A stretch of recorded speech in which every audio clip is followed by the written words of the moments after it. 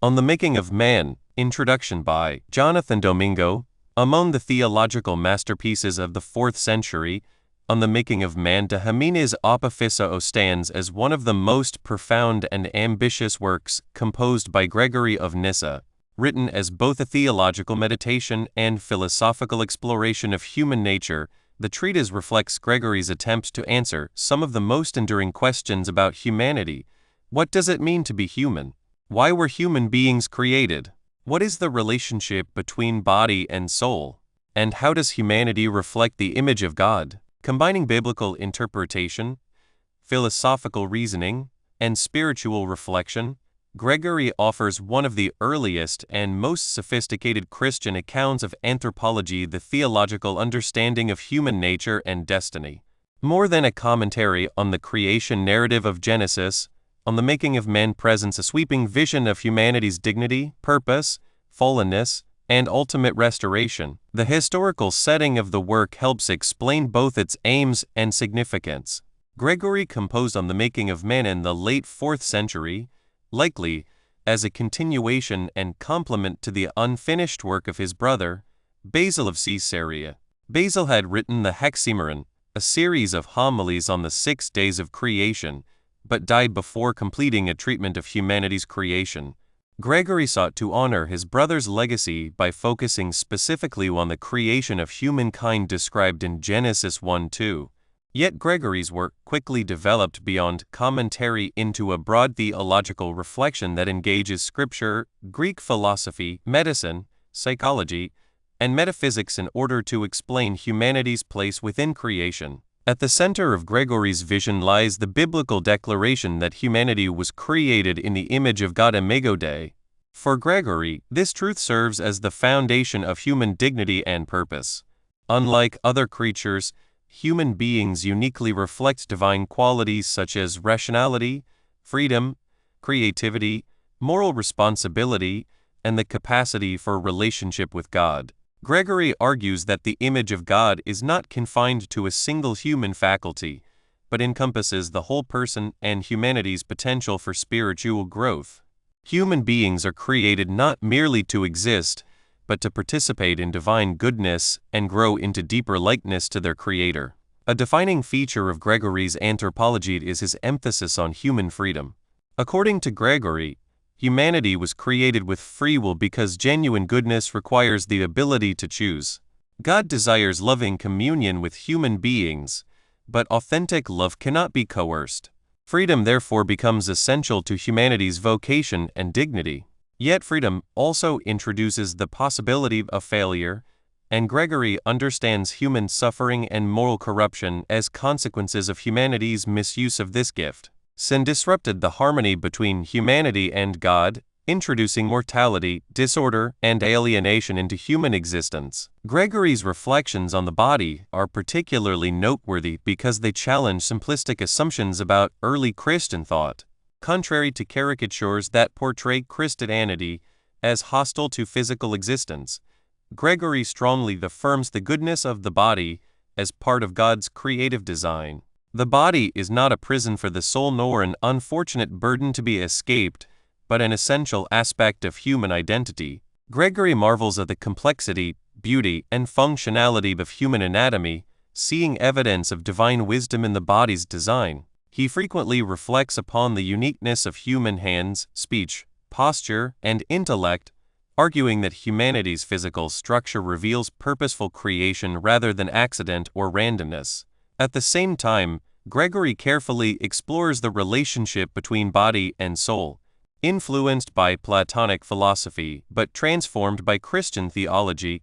Gregory rejects overly dualistic accounts that separate the soul from the body too sharply. Instead, he presents human beings as integrated unities in which body and soul work together harmoniously according to God's design. The soul provides rationality and spiritual capacity, while the body enables engagement with the material world. Human fulfillment therefore involves not escape from embodiment, but the proper ordering of both body and soul toward God. One of the most fascinating and debated aspects of On the Making of Man concerns Gregory's treatment of gender and sexuality. Gregory speculates that humanity, as originally conceived in God's eternal intention, transcended the reproductive structures necessitated by mortality. He suggests that sexual differentiation arose within God's foreknowledge of humanity's fallen condition and mortality, serving practical purposes in sustaining human existence after sin entered the world. Though modern readers may find some of Gregory's assumptions culturally and philosophically shaped by late antiquity, his reflections reveal an effort to reconcile Genesis, human experience, and theological reasoning within a coherent account of creation. Equally important is Gregory's understanding of humanity's destiny. Human beings, though fallen, remain oriented toward participation in divine life. Gregory consistently emphasizes spiritual growth and transformation as central to the Christian journey. Humanity is not static, but dynamic, called to an endless movement toward God's infinite goodness. Since God is inexhaustible, growth into divine likeness continues eternally. This vision of perpetual spiritual ascent, sometimes described by scholars as epiktasis, became one of Gregory's most influential theological contributions. Human fulfillment is found not in reaching a final state of perfection, but in continual participation in God's infinite beauty. Gregory also engages questions of suffering, mortality, and death within the framework of divine providence. Though death entered human experience through sin, Gregory paradoxically views mortality as serving a merciful purpose. Death limits the spread of evil and creates the conditions for eventual restoration. Humanity's story does not end in corruption or despair, but moves toward resurrection and renewal through Christ. Gregory's anthropology is therefore deeply Christological. The incarnation of Christ restores what humanity lost, heals the fractured relationship between body and soul, and reopens the possibility of communion with God. Modern readers approaching On the Making of Man often find the work remarkably rich because of its interdisciplinary character. Gregory moves fluidly between biblical exegesis, philosophy, observations about nature, and theological speculation, creating a vision of humanity that feels intellectually expansive. Although some scientific assumptions reflect the medical knowledge of late antiquity, Gregory's deeper questions remain profoundly relevant. What gives human beings dignity? How should body and soul relate? What is the purpose of human existence? And what does it mean to become truly human? Ultimately, On the Making of Man stands as one of Gregory of Nyssa's greatest theological achievements and one of the most sophisticated accounts of humanity in early Christian thought. Through careful reflection on creation, freedom, embodiment, and destiny, Gregory presents a vision of human beings as creatures of extraordinary dignity, created in God's image and called to eternal communion with divine goodness. His work reminds readers that humanity cannot be understood merely through biology, psychology, or social identity alone, but only in relation to the God whose image humanity bears. In exploring what it means to be human, Gregory offers not only theological explanation, but also a profound invitation to contemplate humanity's highest calling and eternal hope. On the Making of Man, note, this work was intended to supplement and complete the Hexameron of S. Basil and presupposes an acquaintance with that treatise. The narrative of the creation of the world is not discussed in detail. It is referred to, but chiefly in order to insist on the idea that the world was prepared to be the sphere of man's sovereignty. On the other hand, Gregory shows that man was made with circumspection, fitted by nature for rule over the other creatures, made in the likeness of God in respect of various moral attributes, and in the possession of reason, while differing from the divine nature in that the human mind receives its information by means of the senses and is dependent on them for its perception of external things. The body is fitted to be the instrument of the mind, adapted to the use of a reasonable being, and it is by the possession of the rational soul, as well as of the natural or vegetative and the sensible soul, that man differs from the lower animals. At the same time, his mind works by means of the senses. It is incomprehensible in its nature, resembling in this the divine nature of which it is the image, and its relation to the body is discussed at some length. Chs. 12-15. The connection between mind and body is ineffable, it is not to be accounted for by supposing that the mind resides in any particular part of the body. The mind acts upon and is acted upon by the whole body, depending on the corporeal and material nature for one element of perception, so that perception requires both body and mind. But it is to the rational element that the name of soul properly belongs. The nutritive and sensible faculties only borrow the name from that which is higher than themselves. Man was first made in the image of God, and this conception excludes the idea of distinction of sex. In the first creation of man, all humanity is included, according to the divine foreknowledge. Our whole nature extending from the first to the last is one image of him who is. But for the fall, the increase of the human race would have taken place as the increase of the angelic race takes place in some way unknown to us. The declension of man from his first estate made succession by generation necessary, and it was because this declension and its consequences were present to the divine mind that God created them male and female. In this respect, and in respect of the need of nourishment by food, man is not in the image of God, but shows his kindred with the lower creation. But these necessities are not permanent.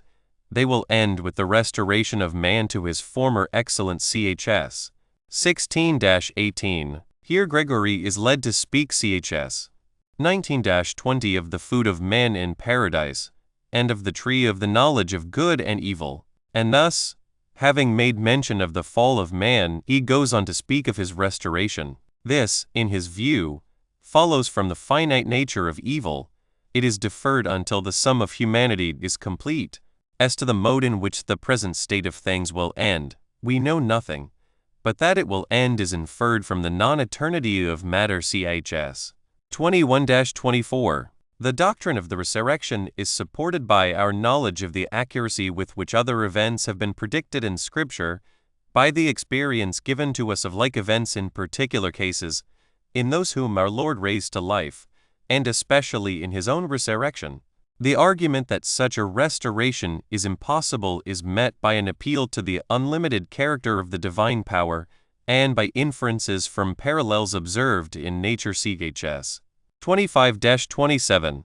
Gregory then proceeds to deal with the question of the pre-existence of the soul, rejecting that opinion, and maintaining that the body and the soul come into existence together, potentially in the divine will, actually at the moment when each individual man comes into being by generation chs. 28-29.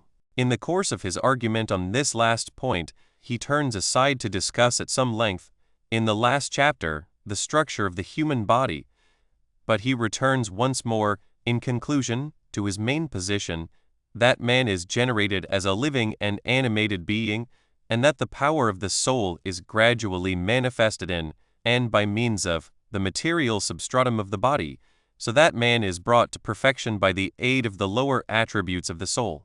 But the true perfection of the soul is not in these, which will ultimately be put away, but in the higher attributes which constitute for man the image of God. Introduction. Gregory, Bishop of Nyssa, to his brother Peter, the servant of God. If we had to honor with rewards of money those who excel in virtue, the whole world of money, as Solomon says, would seem but small to be made equal to your virtue in the balance.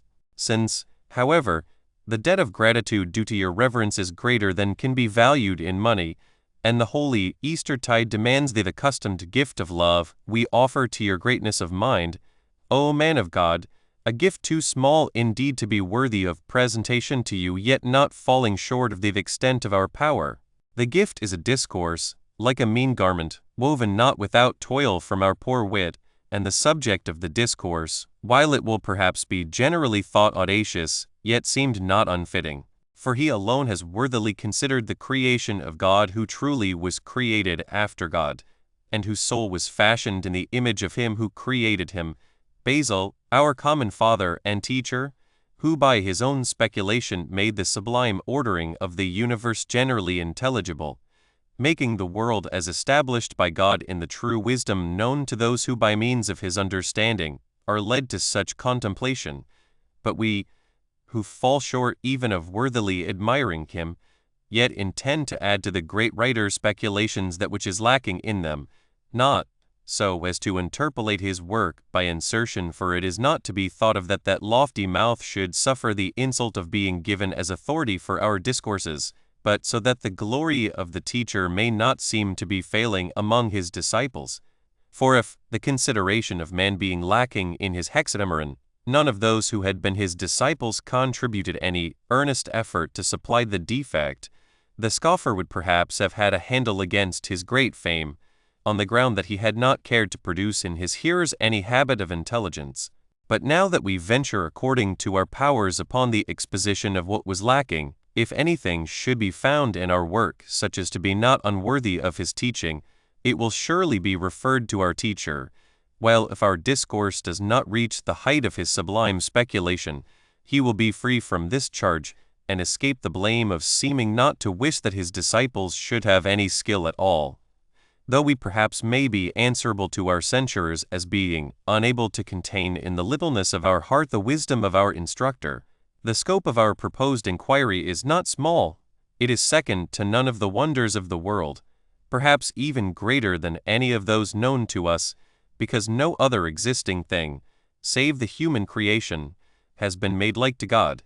Thus we shall readily find that allowance will be made for what we say by kindly readers, even if our discourse is far behind the merits of the subject, for it is our business, I suppose, to leave nothing unexamined of all that concerns man, of what we believe to have taken place previously, of what we now see, and of the results which are expected afterwards to appear, for surely our effort would be convicted of failing of its promise, if, when man is proposed for contemplation, any of the questions which bear upon the subject were to be omitted, and, moreover, we must fit together, according to the explanation of Scripture and to that derived from reasoning, those statements concerning him which seem, by a kind of necessary sequence, to be opposed, so that our whole subject may be consistent in train of thought and in order, as the statements that seem to be contrary are brought. If the divine power so discovers a hope for what is beyond hope, and a way for what is inextricable to one and the same end,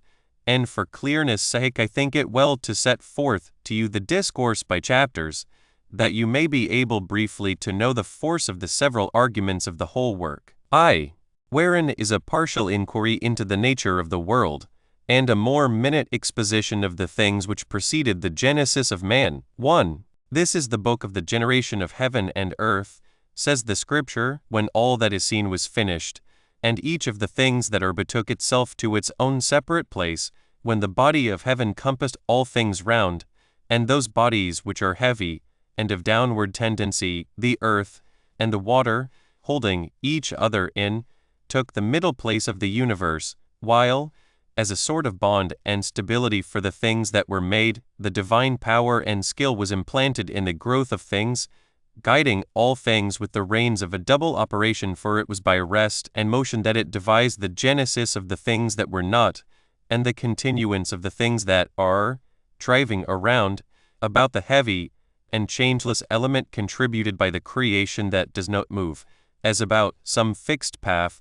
the exceedingly rapid motion of the sphere, like a wheel, and preserving the indissolubility of both, by their mutual action, as the circling substance by its rapid motion compresses the compact body of the earth round about, while that which is firm and unyielding, by reason of its unchanging fixedness, continually augments the whirling motion of those things which revolve round it, and intensity is produced in equal measure in each of the natures which thus differ in their operation, in the stationary nature, I mean, and in the mobile revolution, for neither is the earth shifted from its own base, nor does the heaven ever relax in its vehemence, or slacken its motion. 2. These, moreover, were first framed before other things, according to the divine wisdom, to be as it were a beginning of the whole machine, the great Moses indicating, I suppose, where he says that the heaven and the earth were made by God in the beginning, Genesis 1:1, that all things that are seen in the creation are the offspring of rest and motion brought into being by the divine will.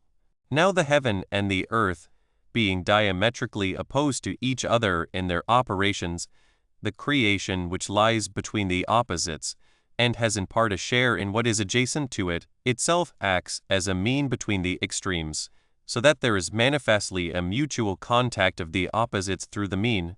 For air in a manner imitates the perpetual motion and subtlety of the fiery substance, both in the lightness of its nature and in its suitableness for motion, yet it is not such as to be alienated from the solid substance, for it is no more in a state of continual flux and dispersion than in a permanent state of immobility, but becomes, in its affinity to each, a kind of borderland of the opposition between operations, at once uniting in itself and dividing things which are naturally distinct. 3. In the same way, liquid substance also is attached by double qualities to each of the opposites, for in so far as it is heavy, and of downward tendency it is closely akin to the earthy, but in so far as it partakes of a certain fluid and mobile energy it is not altogether alien from the nature which is in motion, and by means of this also there is effected a kind of mixture and concurrence of the opposites, weight being transferred to motion, and motion finding no hindrance in weight, so that things most extremely opposite in nature combine with one another, and are mutually joined by those which act as means between them. 4. But to speak strictly, one should rather say that the very nature of the contraries themselves is not entirely without mixture of properties, each with the other, so that, as I think, all that we see in the world mutually agree, and the creation, though discovered in properties of contrary natures, is yet at union with itself, for as motion is not conceived merely as local shifting, but is also contemplated in change and alteration, and on the other hand the immovable nature does not admit motion by way of alteration, the wisdom of God has transposed these properties, and wrought unchangeableness in that which is ever moving, and change in that which is immovable. Doing this, it may be, by a providential dispensation, so that that property of nature which constitutes its immutability and immobility might not, when viewed in any created object, cause the creature to be accounted as God, for that which may happen to move or change would cease to admit of the conception of Godhead. Hence the earth is stable without being immutable, while the heaven, on the contrary, as it has no mutability, so is not stability either, that the divine power, by interweaving change in the stable nature and motion with that which is not subject to change, might, by the interchange of attributes, at once join them both closely to each other, and make them alien from the conception of deity, for as has been said, neither of these, neither that which is unstable, nor that which is mutable, can be considered to belong to the more divine nature. 5. Now all things were already arrived at their own end, the heaven and the earth, Genesis 2:1, as Moses says, were finished, and all things that lie between them, and the particular things were adorned with their appropriate beauty, the heaven with the rays of the stars, the sea and air with the living creatures that swim and fly, and the earth with all varieties of plants and animals, to all which, empowered by the divine will, it gave birth together. The earth was full, too, of her produce, bringing forth fruits at the same time with flowers. The meadows were full of all that grows therein, and all the mountain ridges and summits, and every hillside, and slope, and hollow, were crowned with young grass, and with the very produce of the trees just risen from the ground, yet shot up at once into their perfect beauty, and all the beasts that had come into life at God's command were rejoicing, we may suppose, and skipping about, running to and fro in the thickets and herds according to their kind, while every sheltered and shady spot was ringing with the chants of the songbirds. And at sea, we may suppose, the sight to be seen was of the like kind, as it had just settled to quiet and calm in the gathering together of its depths, where havens and harbors spontaneously hollowed out on the coasts made the sea reconciled with the land, and the gentle motion of the waves vied in beauty with the meadows, rippling delicately with light and harmless breezes that skimmed the surface, and all the wealth of creation by land and sea was ready, and none was there to share it. Romans 2. Why man appeared last, after the creation. 1. For not as yet had that great and precious thing, man, come into the world of being. It was not to be looked for that the ruler should appear before the subjects of his rule. But when his dominion was prepared, the next step was that the king should be manifested. When, then, the Maker of all had prepared beforehand, as it were, a royal lodging for the future king, and this was the land, and islands, and sea, and the heaven arching like a roof over them. And when all kinds of wealth had been stored in this palace, and by wealth I mean the whole creation, all that is in plants and trees, and all that has sense, and breath, and life, and, if we are to account materials also as wealth, all that for their beauty are reckoned precious in the eyes of men, as gold and silver, and the substances of your jewels which men delight in, having concealed, I say, abundance of all these also in the bosom of the earth as in a royal treasure house, he thus manifests men in the world to be the beholder of some of the wonders therein, and the Lord of others, that by his enjoyment he might have knowledge of the giver, and by the beauty and majesty of the things he saw might trace out that power of the Maker which is beyond speech and language. 2. For this reason man was brought into the world last after the creation, not being rejected to the last as worthless, but as one whom it behooved to be king over his subjects at his very birth. And as a good host does not bring his to his house before the preparation of his feast, but, when he has made all due preparation, and decked with their proper adornments his house, his couches, his table, brings his home when things suitable for his refreshment are in readiness, in the same manner the rich and munificent entertainer of our nature, when he had decked the habitation with beauties of every kind, and prepared this great and very banquet, then introduced man, assigning to him as his task not that acquiring of what was not there, but that enjoyment of the things which were there, and for this reason he gives him as foundations the instincts of a twofold organization, blending the divine with the earthy, that by means of both he may be naturally and properly disposed to each enjoyment, enjoying God by means of his more divine nature, and the good things of earth by the sense that is akin to them. Romans 3. That the nature of man is more precious than all the visible creation. 1. But it is right that we should not leave this point without consideration, that while the world, great as it is, and its parts, are laid as an elemental foundation for the formation of the universe, the creation is, so to say, made of and by the divine power existing at once on his command, while counsel precedes the making of man, and that which is to be is foreshown by the Maker in verbal description, and of what kind it is fitting that it should be, and to what archetype it is fitting that it should bear a likeness, and for what it shall be made, and what its operation shall be when it is made, and of what it shall be the ruler. All these things the saying examines beforehand, so that he has a rank assigned him before his genesis, and possesses rule over the things that are before his coming into being.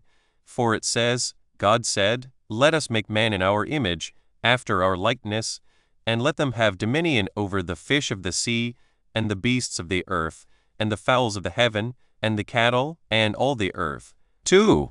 O marvelous!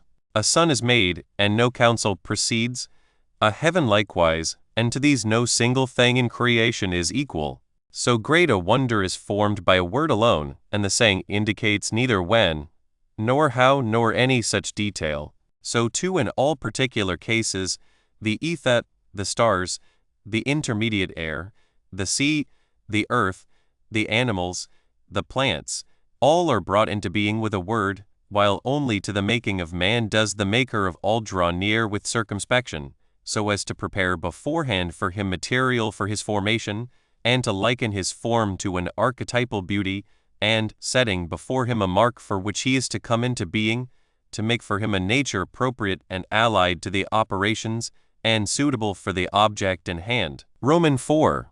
That the construction of man throughout signifies his ruling power. 1. For as in our own life artificers fashion a tool in the way suitable to its use, so the best artificer made our nature, as it were a formation fit for the exercise of royalty, preparing it at once by superior advantages of soul, and by the very form of the body, to be such as to be adapted for royalty, for the soul immediately shows its royal and exalted character, far removed as it is from the lowliness of private station, in that it owns no lord, and is self-governed, swayed autocratically by its own will, for to whom else does this belong than to a king? And further, besides these facts, the fact that it is the image of that nature which rules over all means nothing else than this, that our nature was created to be royal from the first.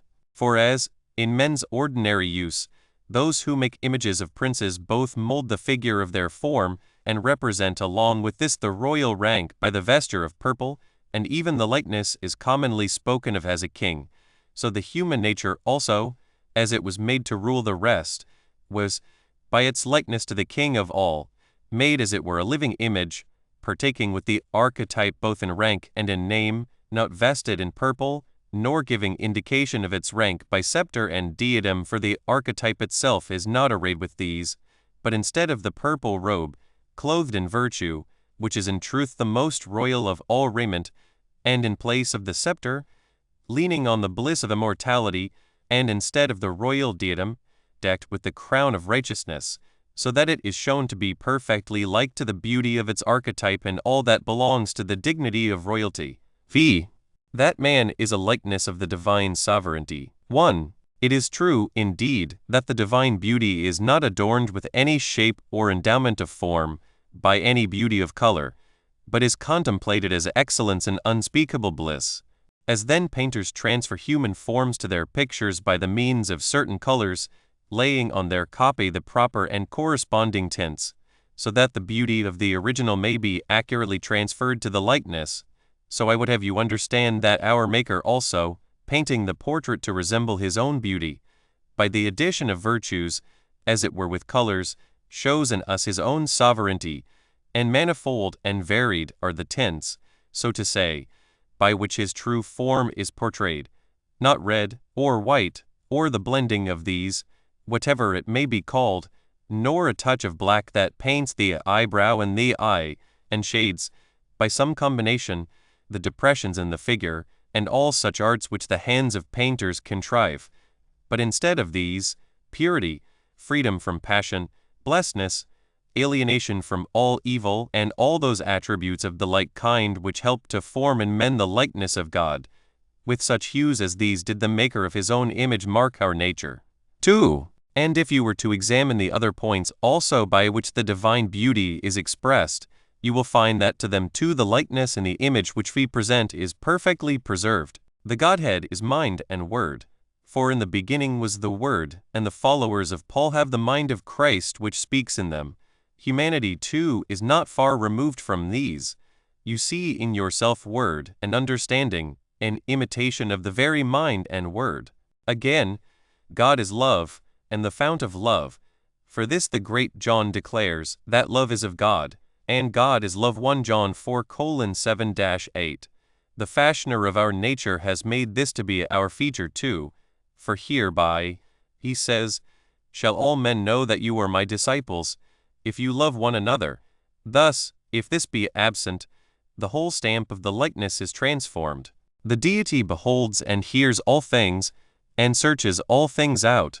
You too have the power of apprehension of things by means of sight and hearing, and the understanding that inquires into things, and searches them out. Vi. An examination of the kindred of mind to nature, wherein, by way of digression, is refuted the doctrine of the anomoans. 1. And let no one suppose me to say that the deity is in touch with existing things in a manner resembling human operation, by means of different faculties. For it is impossible to conceive in the simplicity of the Godhead the varied and diverse nature of the apprehensive operation.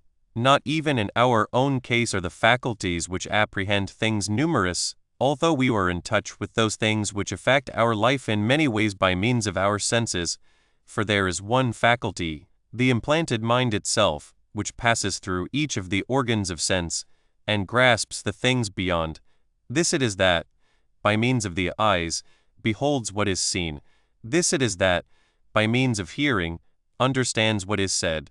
That is content with what is to our taste, and turns from what is unpleasant. That uses the hand for whatever it wills, taking hold or rejecting by its means, using the help of the organ for this purpose precisely as it thinks expedient. 2. If in men, then, even though the organs formed by nature for purposes of perception may be different, that which operates and moves by means of all, and uses each appropriately for the object before it, is one and the same, not changing its nature by the differences of operations, how could any one suspect multiplicity of essence in God on the ground of his varied powers? For he that made the eye, as the prophet says, and that planted the ear, stamped on human nature these operations to be as it were significant characters, with reference to their models in himself. For he says, "Let us make man in our image," Genesis 1:26. 3. But what, I would ask, becomes of the heresy of the Anomoans? What will they say to this utterance? How will they defend the vanity of their dogma in view of the words cited? Will they say that it is possible that one image should be made like to different forms? If the Son is in nature unlike the Father, how comes it that the likeness he forms of the different natures is one? For he who said, "Let us make after our image," and by the plural signification revealed the Holy Trinity, would not, if the archetypes were unlike one another, have mentioned the image in the singular. For it would be impossible that there should be one likeness displayed of things which do not agree with one another. If the natures were different, he would assuredly have begun their images also differently, making the appropriate image for each. But since the image is one, while the archetype is not one, who is so far beyond the range of understanding as not to know that the things which are like the same thing surely resemble one another. Therefore he says the word, "It may be," cutting short this wickedness at the very formation of human life, "Let us make man in our image, after our likeness." Romans 7. Why man is destitute of natural weapons and covering. 1. But what means the uprightness of his figure? And why is it that those powers which aid life do not naturally belong to his body? But man is brought into life bare of natural covering, an unarmed and poor being, destitute of all things useful, worthy, according to appearances, of pity rather than of admiration, not armed with prominent horns or sharp claws, nor with hoofs nor with teeth, nor possessing by nature any deadly venom in a sting, things such as most animals have in their own power for defense against those who do them harm. His body is not protected with a covering of hair. And yet possibly it was to be expected that he who was promoted to rule over the rest of the creatures should be defended by nature with arms of his own, so that he might not need assistance from others for his own security. Now, however, the lion, the boar, the tiger, the leopard, and all the like have natural power sufficient for their safety, and the bull has his horn, the hare his speed, the deer his leap and the certainty of his sight, and another beast has bulk, others a proboscis, the birds have their wings, and the bee her sting, and generally in all there is some protective power implanted by nature, but man alone of all is slower than the beasts that are swift of foot, smaller than those that are of great bulk, more defenseless than those that are protected by natural arms. And how, one will say, has such a being obtained the sovereignty over all things? 2. Well, I think it would not be at all hard to show that what seems to be a deficiency of our nature is a means for our obtaining dominion over the subject creatures. For if man had had such power as to be able to outrun the horse in swiftness, and to have a foot that, from its solidity, could not be worn out, but was strengthened by hoofs or claws of some kind, and to carry upon him horns and stings and claws, he would be, to begin with, a wild-looking and formidable creature, if such things grew with his body, and moreover he would have neglected his rule over the other creatures if he had no need of the cooperation of his subjects, whereas now, the needful services of our life are divided among the individual animals that are under our sway, for this reason, to make our dominion over them necessary. 3. It was the slowness and difficult motion of our body that brought the horse to supply our need, and tamed him. It was the nakedness of our body that made necessary our management of sheep, which supplies the deficiency of our nature, by its yearly produce of wool. It was the fact that we import from others the supplies for our living which subjected beasts of burden to such service. Furthermore, it was the fact that we cannot eat grass like cattle which brought the ox to render service to our life, who makes our living easy for us by his own labor, and because we needed teeth and biting power to subdue some of the other animals by grip of teeth, the dog gave, together with his swiftness, his own jaw to supply our need, becoming like a live sword for man, and there has been discovered by men iron, stronger and more penetrating than prominent horns or sharp claws, not, as those things do with the beasts, always growing naturally with us, but entering into alliance with us for the time, and for the rest abiding by itself, and to compensate for the crocodile's scaly hide, one may make that very hide serve as armor, by putting it on his skin upon occasion, or, failing that, art fashions iron for this purpose too, which, when it has served him for a time for war, leaves the man-at-arms once more free from the burden in time of peace, and the wing of the birds, too, ministers to our life, so that by aid of contrivance we are not left behind even by the speed of wings, for some of them become tame, and are of service to those who catch birds, and by their means others are by contrivance subdued to serve our needs. Moreover, art contrives to make our arrows feathered, and by means of the bow gives us for our needs the speed of wings, while the fact that our feet are easily hurt and worn in traveling makes necessary the aid which is given by the subject animals. For hence it comes that we fit shoes to our feet. Roman 8. Why man's form is upright, and that hands were given him because of reason, wherein also is a speculation on the difference of souls. 1. But man's form is upright, and extends aloft towards heaven, and looks upwards, and these are marks of sovereignty which show his royal dignity. For the fact that man alone among existing things is such as this, while all others bow their bodies downwards, clearly points to the difference of dignity between those which stoop beneath his sway, and that power which rises above them. For all the rest have the foremost limbs of their bodies in the form of feet, because that which stoops needs something to support it. But in the formation of man these limbs were made hands, for the upright body found one base, supporting its position securely on 2 feet, sufficient for its needs. 2. Especially do these ministering hands adapt themselves to the requirements of the reason. Indeed, if one were to say that the ministration of hands is a special property of the rational nature, he would not be entirely wrong, and that not only because his thought turns to the common and obvious fact that we signify our reasoning by means of the natural employment of our hands in written characters. It is true that this fact, that we speak by writing and, in a certain way, converse by the aid of our hands, preserving sounds by the forms of the alphabet, is not unconnected with the endowment of reason.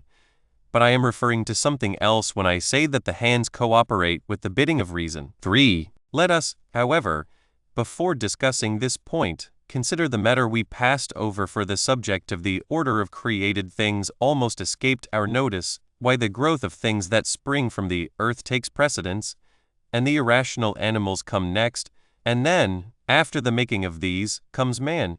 For it may be that we learn from these facts not only the obvious thought, that grass appeared to the Creator useful for the sake of the animals, while the animals were made because of man, and that for this reason, before the animals there was made their food, and before man that which was to minister to human life. 4. But it seems to me that by these facts Moses reveals a hidden doctrine, and secretly delivers that wisdom concerning the soul, of which the learning that is without had indeed some imagination, but no clear comprehension. His discourse then hereby teaches us that the power of life and soul may be considered in 3 divisions. For one is only a power of growth and nutrition supplying what is suitable for the support of the bodies that are nourished, which is called the vegetative soul, and is to be seen in plants. For we may perceive in growing plants a certain vital power destitute of sense, and there is another form of life besides this, which, while it includes the form above mentioned, is also possessed in addition of the power of management according to sense. And this is to be found in the nature of the irrational animals, for they are not only the subjects of nourishment and growth, but also have the activity of sense and perception. But perfect bodily life is seen in the rational, I mean the human nature, which both is nourished and endowed with sense, and also partakes of reason and is ordered by mind. 5. We might make a division of our subject in some such way as this. Of things existing, part are intellectual, part corporeal. Let us leave alone for the present the division of the intellectual according to its properties, for our argument is not concerned with these. Of the corporeal, part is entirely devoid of life, and part shares in vital energy. Of a living body, again, part has sense conjoined with life, and part is without sense. Lastly, That which has sense is again divided into rational and irrational. For this reason the lawgiver says that after inanimate matter, as a sort of foundation for the form of animate things, this vegetative life was made and had earlier existence in the growth of plants. Then he proceeds to introduce the genesis of those creatures which are regulated by sense, and sense, following the same order, of those things which have obtained life in the flesh. Those which have sense can exist by themselves even apart from the intellectual nature, while the rational principle could not be embodied save as blended with the sensitive. For this reason man was made last after the animals, as nature advanced in an orderly course to perfection. For this rational animal, man, is blended of every form of soul.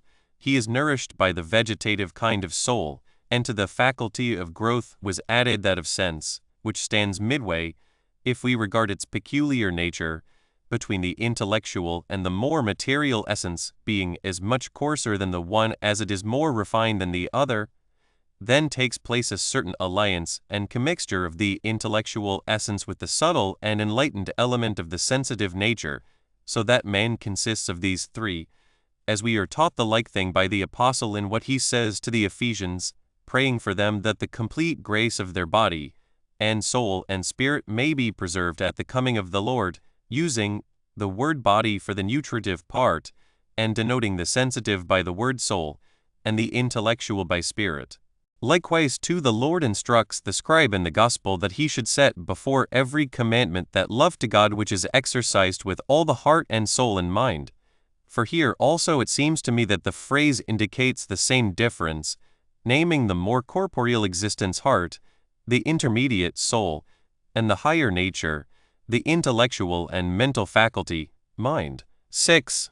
Hence also the Apostle recognizes three divisions of dispositions, calling one carnal, which is busied with the belly, and the pleasures connected with it, another natural, which holds a middle position with regard to virtue and vice, rising above the one, but without pure participation in the other, and another spiritual, which perceives the perfection of godly life.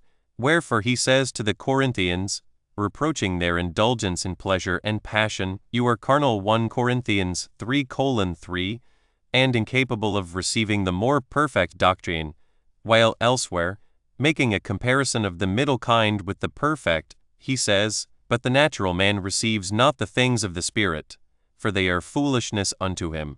But he that is spiritual judges all things, yet he himself is judged of no man. 1 Corinthians 2:14-15. As, then, the natural man is higher than the carnal, by the same measure also the spiritual man rises above the natural. 7. If, therefore, Scripture tells us that man was made last, after every animate thing, the lawgiver is doing nothing else than declaring to us the doctrine of the soul, considering that what is perfect comes last, according to a certain necessary sequence in the order of things, for in the rational are included the others also, while in the sensitive there also surely exists the vegetative form, and that again is conceived only in connection with what is material. Thus we may suppose that nature makes an ascent, as it were by steps. I mean the various properties of life, from the lower to the perfect form. 8. Now since man is a rational animal, the instrument of his body must be made suitable for the use of reason, as you may see musicians producing their music according to the form of their instruments, and not piping with harps nor harping upon flutes. So it must needs be that the organization of these instruments of ours should be adapted for reason, that when struck by the vocal organs it might be able to sound properly for the use of words. For this reason the hands were attached to the body, for though we can count up very many uses in daily life for which these skillfully contrived and helpful instruments, our hands, that easily follow every art and every operation, alike in war and peace, are serviceable, yet nature added them to our body preeminently for the sake of reason. For if man were destitute of hands, the various parts of his face would certainly have been arranged like those of the quadrupeds, to suit the purpose of his feeding, so that its form would have been lengthened out and pointed towards the nostrils, and his lips would have projected from his mouth, lumpy and stiff and thick, fitted for taking up the grass, and his tongue would either have lain between his teeth, of a kind to match his lips, fleshy and hard and rough, assisting his teeth to deal with what came under his grinder, or it would have been moist and hanging out at the side like that of dogs and other carnivorous beasts, projecting through the gaps in his jagged row of teeth. If, then, our body had no hands, how could articulate sound have been implanted in it, seeing that the form of the parts of the mouth would not have had the configuration proper for the use of speech, so that man must of necessity have either bleated, or bawed, or barked, or neighed, or bellowed like oxen or asses, or uttered some bestial sound. But now, as the hand is made part of the body, the mouth is at leisure for the service of the reason. Thus the hands are shown to be the property of the rational nature, the Creator having thus devised by their means a special advantage for reason. Roman 9. That the form of man was framed to serve as an instrument for the use of reason. 1. Now since our Maker has bestowed upon our formation a certain godlike grace, by implanting in his image the likeness of his own excellences, for this reason he gave, of his bounty, his other good gifts to human nature. But mind and reason we cannot strictly say that he gave, but that he imparted them, adding to the image the proper adornment of his own nature. Now since the mind is a thing intelligible and incorporeal, its grace would have been incommunicable and isolated, if its motion were not manifested by some contrivance. For this cause there was still need of this instrumental organization, that it might, like a plectrum, touch the vocal organs and indicate by the quality of the notes struck the motion within. 2. And as some skilled musician, who may have been deprived by some affection of his own voice, and yet wished to make his skill known, might make melody with voices of others, and publish his art by the aid of flutes or of the lyre, so also the human mind being a discoverer of all sorts of conceptions, seeing that it is unable, by the mere soul, to reveal to those who hear by bodily senses the motions of its understanding, touches, like some skillful composer, these animated instruments, and makes known its hidden thoughts by means of the sound produced upon them. 3. Now the music of the human instrument is a sort of compound of flute and lyre, sounding together in combination as in a concerted piece of music. For the breath, as it is forced up from the air-receiving vessels through the windpipe, when the speaker's impulse to utterance attunes the harmony to sound, and as it strikes against the internal protuberances which divide this flute-like passage in a circular arrangement, imitates in a way the sound uttered through a flute, being driven round and round by the membranous projections.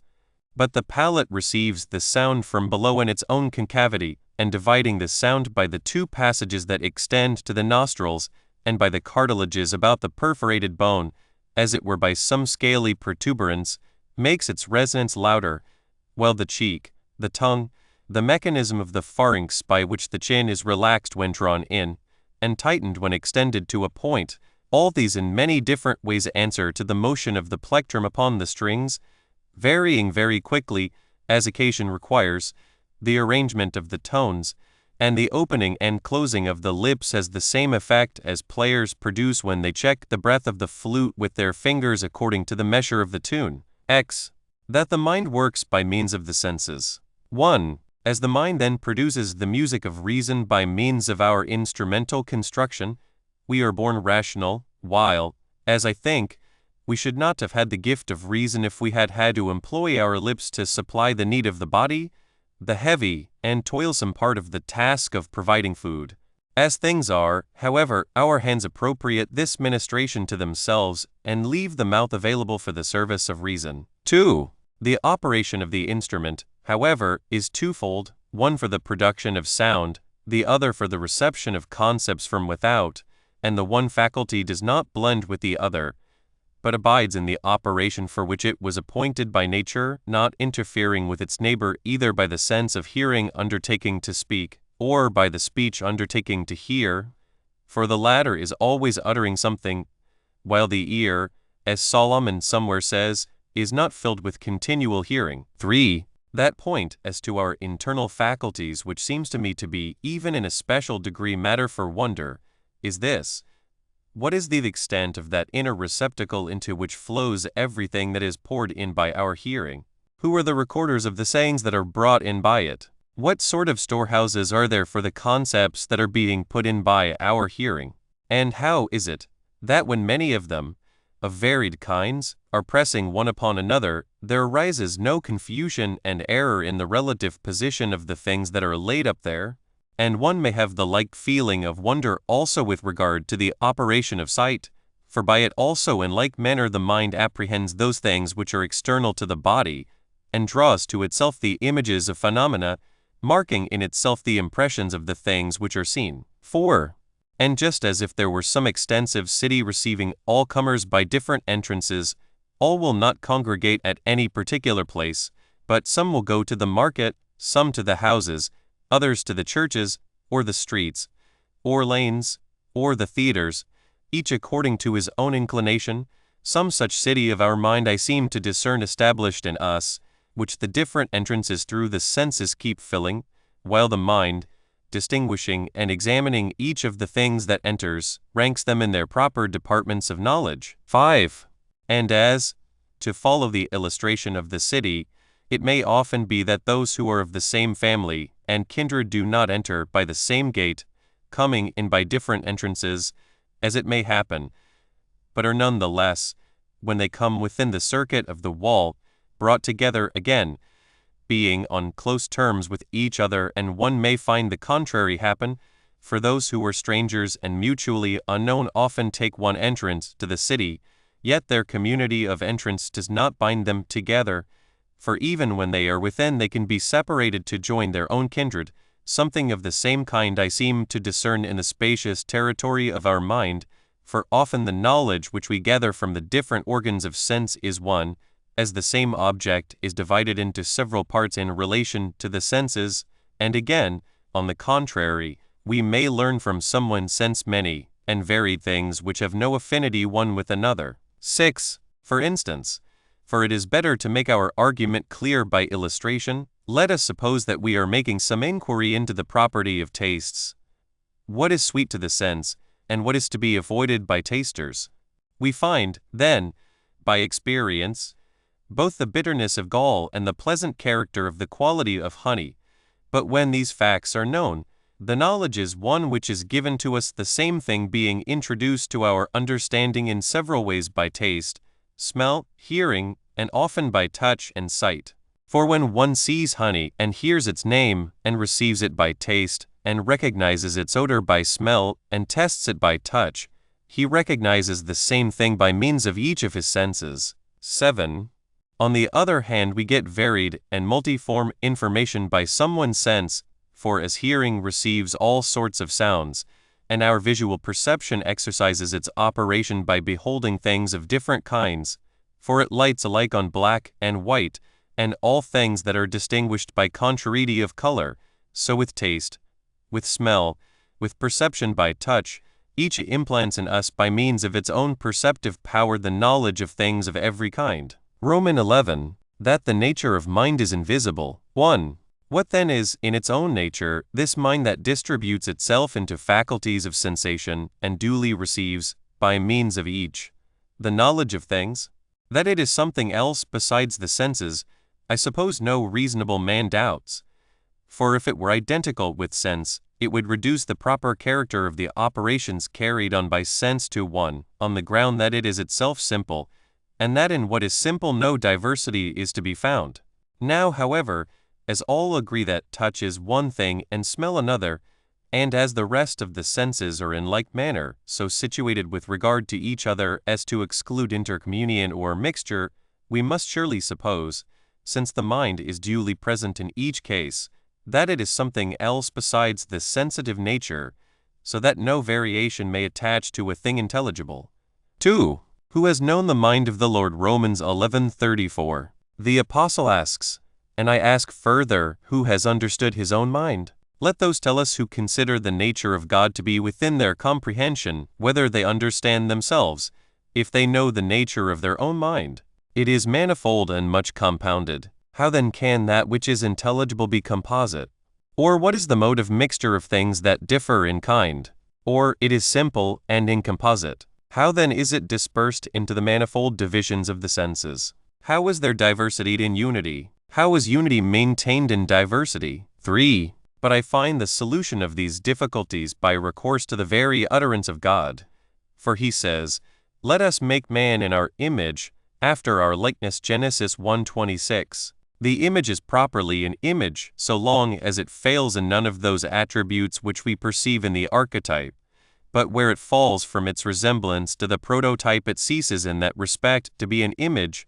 Therefore, since one of the attributes we contemplate in the divine nature is incomprehensibility of essence, it is clearly necessary that in this point the image should be able to show its imitation of the archetype. 4. For if, while the archetype transcends comprehension, the nature of the image were comprehended, the contrary character of the attributes we behold in them would prove the defect of the image. But since the nature of our mind, which is the likeness of the Creator, evades our knowledge, it has an accurate resemblance to the superior nature, figuring by its own unknowableness the incomprehensible nature. Romans 12. An examination of the question where the ruling principle is to be considered to reside, wherein also is a discussion of tears and laughter, and a physiological speculation as to the interrelation of matter, nature, and mind. 1. Let there be an end, then, of all the vain and conjectural discussion of those who confine the intelligible energy to certain bodily organs, of whom some lay it down that the ruling principle is in the heart, while others say that the mind resides in the brain, strengthening such opinions by some plausible superficialities. For he who ascribes the principal authority to the heart makes its local position evidence of his argument, because it seems that it somehow occupies the middle position in the body, on the ground that the motion of the will is easily distributed from the center to the whole body, and so proceeds to operation. And he makes the troublesome and passionate disposition of man a testimony for his argument, because such affections seem to move this part sympathetically. Those, on the other hand, who consecrate the brain to reasoning, say that the head has been built by nature as a kind of citadel of the whole body, and that in it the mind dwells like a king, with a bodyguard of senses surrounding it like messengers and shield-bearers. And these find a sign of their opinion in the fact that the reasoning of those who have suffered some injury to the membrane of the brain is abnormally distorted, and that those whose heads are heavy with intoxication ignore what is seemly. 2. Each of those who uphold these views puts forward some reasons of a more physical character on behalf of his opinion concerning the ruling principle. One declares that the motion which proceeds from the understanding is in some way akin to the nature of fire, because fire and the understanding are alike in perpetual motion, and since heat is allowed to have its source in the region of the heart, he says on this ground that the motion of mind is compounded with the mobility of heat, and asserts that the heart, in which heat is enclosed, is the receptacle of the intelligent nature. The other declares that the cerebral membrane, so they call the tissue that surrounds the brain, is as it were a foundation or root of all the senses, and hereby makes good his own argument, on the ground that the intellectual energy cannot have its seat save in that part where the ear, connected with it, comes into concussion with the sounds that fall upon it, and the sight which naturally belongs to the hollow of the place where the eyes are situated makes its internal representation by means of the images that fall upon the pupils, while the qualities of sense are discerned in it by being drawn in through the nose, and the sense of taste is tried by the test of the cerebral membrane, which sends down from itself, by the vertebrae of the neck, sensitive nerve processes to the isthmoidal passage, and unites them with the muscles there. 3. I admit it to be true that the intellectual part of the soul is often disturbed by prevalence of passions, and that the reason is blunted by some bodily accident so as to hinder its natural operation, and that the heart is a sort of source of the fiery element in the body, and is moved in correspondence with the impulses of passion, and moreover, in addition to this, I do not reject, as I hear very much the same account from those who spend their time on anatomical researches, the statement that the cerebral membrane, according to the theory of those who take such a physiological view, enfolding in itself the brain, and steeped in the vapors that issue from it, forms a foundation for the senses. Yet I do not hold this for a proof that the incorporeal nature is bounded by any limits of place. 4. Certainly we are aware that mental aberrations do not arise from heaviness of head alone, but skilled physicians declare that our intellect is also weakened by the membranes that underlie the sides being affected by disease, when they call the disease frenzy, since the name given to those membranes is phi rho letter 1f7 3 nu epsilon sigma, and the sensation resulting from sorrow is mistakenly supposed to arise at the heart, for while it is not the heart, but the entrance of the belly that is pained, people ignorantly refer the affection to the heart. Those, however, who have carefully studied the affections in question give some such account as follows: by a compression and closing of the pores, which naturally takes place over the whole body in a condition of grief, everything that meets a hindrance in its passage is driven to the cavities in the interior of the body, and hence also as the respiratory organs too are pressed by what surrounds them, the drawing of breath often becomes more violent under the influence of nature endeavoring to widen what has been contracted, so as to open out the compressed passages, and such breathing we consider a symptom of grief and call it a groan or a shriek. That, moreover, which appears to oppress the region of the heart is a painful affection, not of the heart, but of the entrance of the stomach, and occurs from the same cause, I mean, that of the compression of the pores, as the vessel that contains the bile, contracting, pours that bitter and pungent juice upon the entrance of the stomach. And a proof of this is that the complexion of those in grief becomes sallow and jaundiced, as the bile pours its own juice into the veins by reason of excessive pressure. 5. Furthermore, the opposite affection, that, I mean, of mirth and laughter, contributes to establish the argument, for the pores of the body, in the case of those who are dissolved in mirth by hearing something pleasant, are also somehow dissolved and relaxed, just as in the former case the slight and insensible exhalations of the pores are checked by grief, and, as they compress the internal arrangement of the higher viscera, drive up towards the head and the cerebral membrane the humid vapor which, being retained in excess by the cavities of the brain, is driven out by the pores at its base, while the closing of the eyelids expels the moisture in the form of drops, and the drop is called a tear. So I would have you think that when the pores, as a result of the contrary condition, are unusually widened, some air is drawn in through them into the interior, and thence again expelled by nature through the passage of the mouth, while all the viscera, and especially, as they say, the liver join in expelling this air by a certain agitation and throbbing motion, whence it comes that nature, contriving to give facility for the exit of the air, widens the passage of the mouth, extending the cheeks on either side round about the breath, and the result is called laughter. 6. We must not, then, on this account describe the ruling principle any more to the liver than we must think, because of the heated state of the blood about the heart and wrathful dispositions, that the seat of the mind is in the heart. But we must refer these matters to the character of our bodily organization, and consider that the mind is equally in contact with each of the parts according to a kind of combination which is indescribable. 7. Even if any should allege to us on this point the scripture which claims the ruling principle for the heart, we shall not receive the statement without examination, for he who makes mention of the heart speaks also of the reins, when he says, God tries the hearts and reins, so that they must either confine the intellectual principle to the two combined or to neither. 8. And although I am aware that the intellectual energies are blunted, or even made altogether ineffective in a certain condition of the body, I do not hold this a sufficient evidence for limiting the faculty of the mind by any particular place, so that it should be forced out of its proper amount of free space by any inflammations that may arise in the neighboring parts of the body. For such an opinion is a corporeal one, that when the receptacle is already occupied by something placed in it, nothing else can find place there.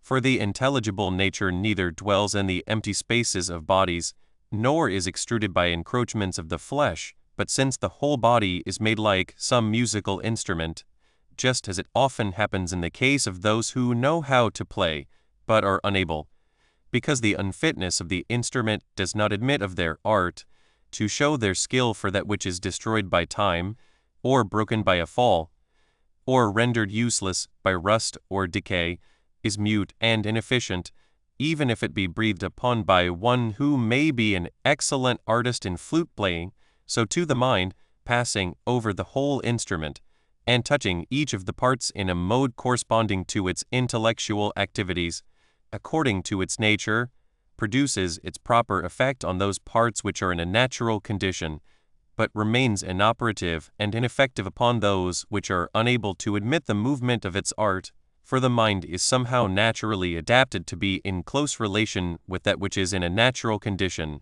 but to be alien from that which is removed from nature. 9.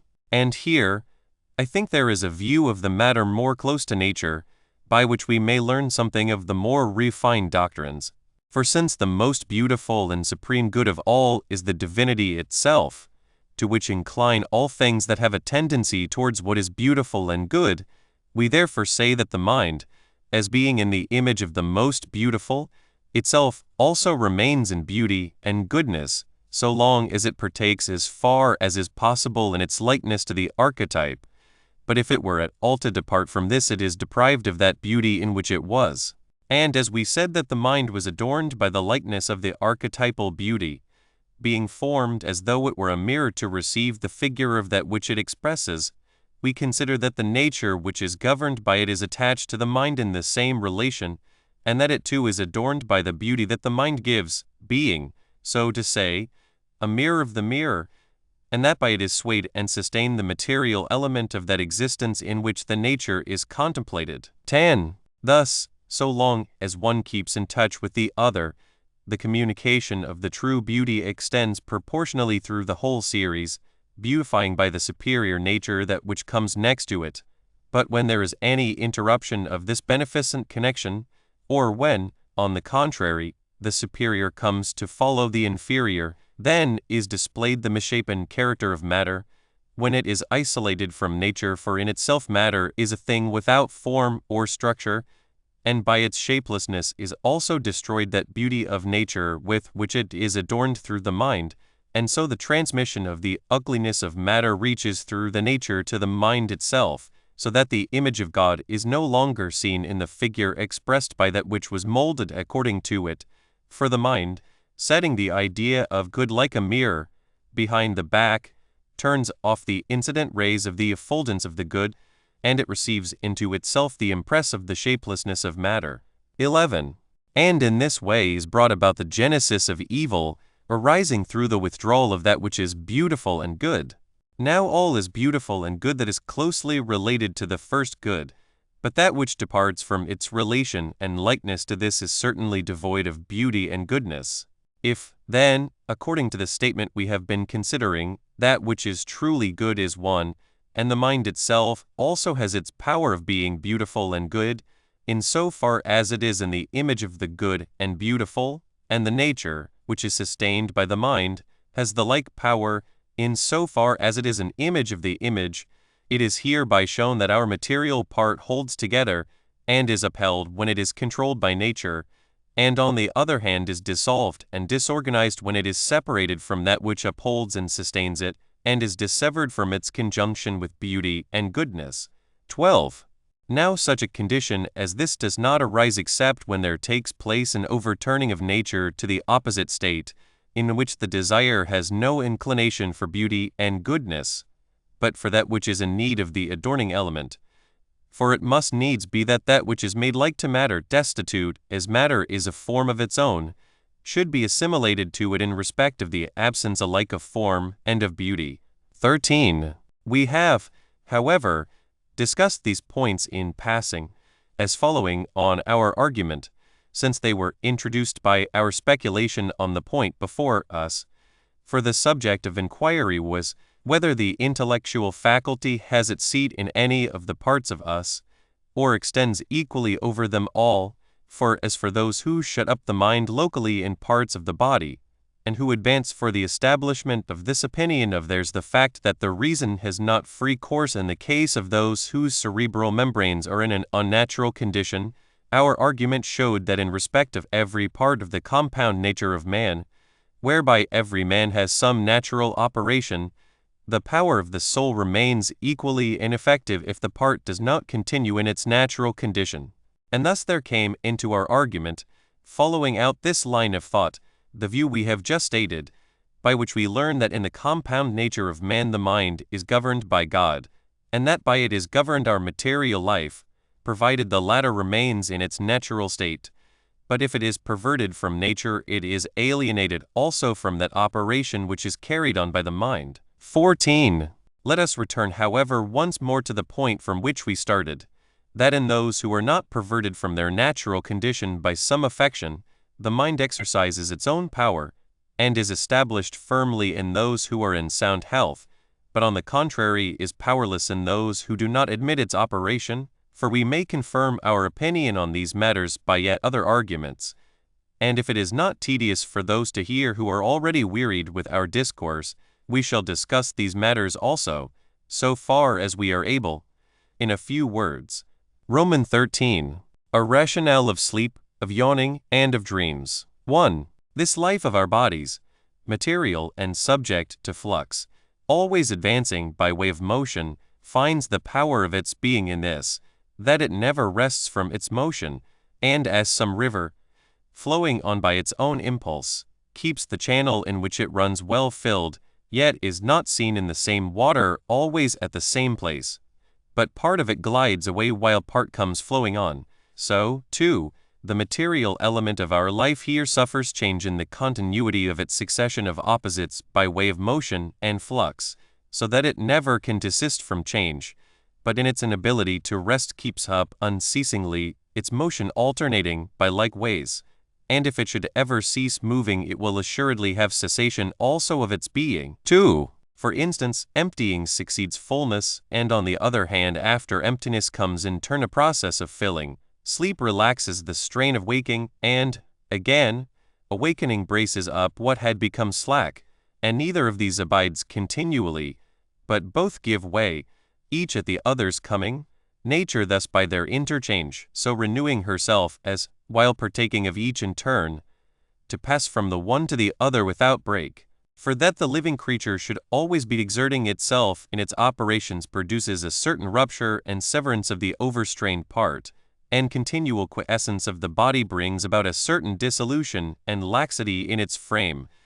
But to be in touch with each of these at the proper times in a moderate degree is a staying power of nature, which, by continual transference to the opposed states, gives herself in each of them rest from the other. Thus she finds the body on the strain through wakefulness, and devises relaxation for this strain by means of sleep, giving the perceptive faculties rest for the time from their operations, loosing them like horses from the chariots after the race. 3. Further, rest at proper times is necessary for the framework of the body, that the nutriment may be diffused over the whole body through the passages which it contains, without any strain to hinder its progress.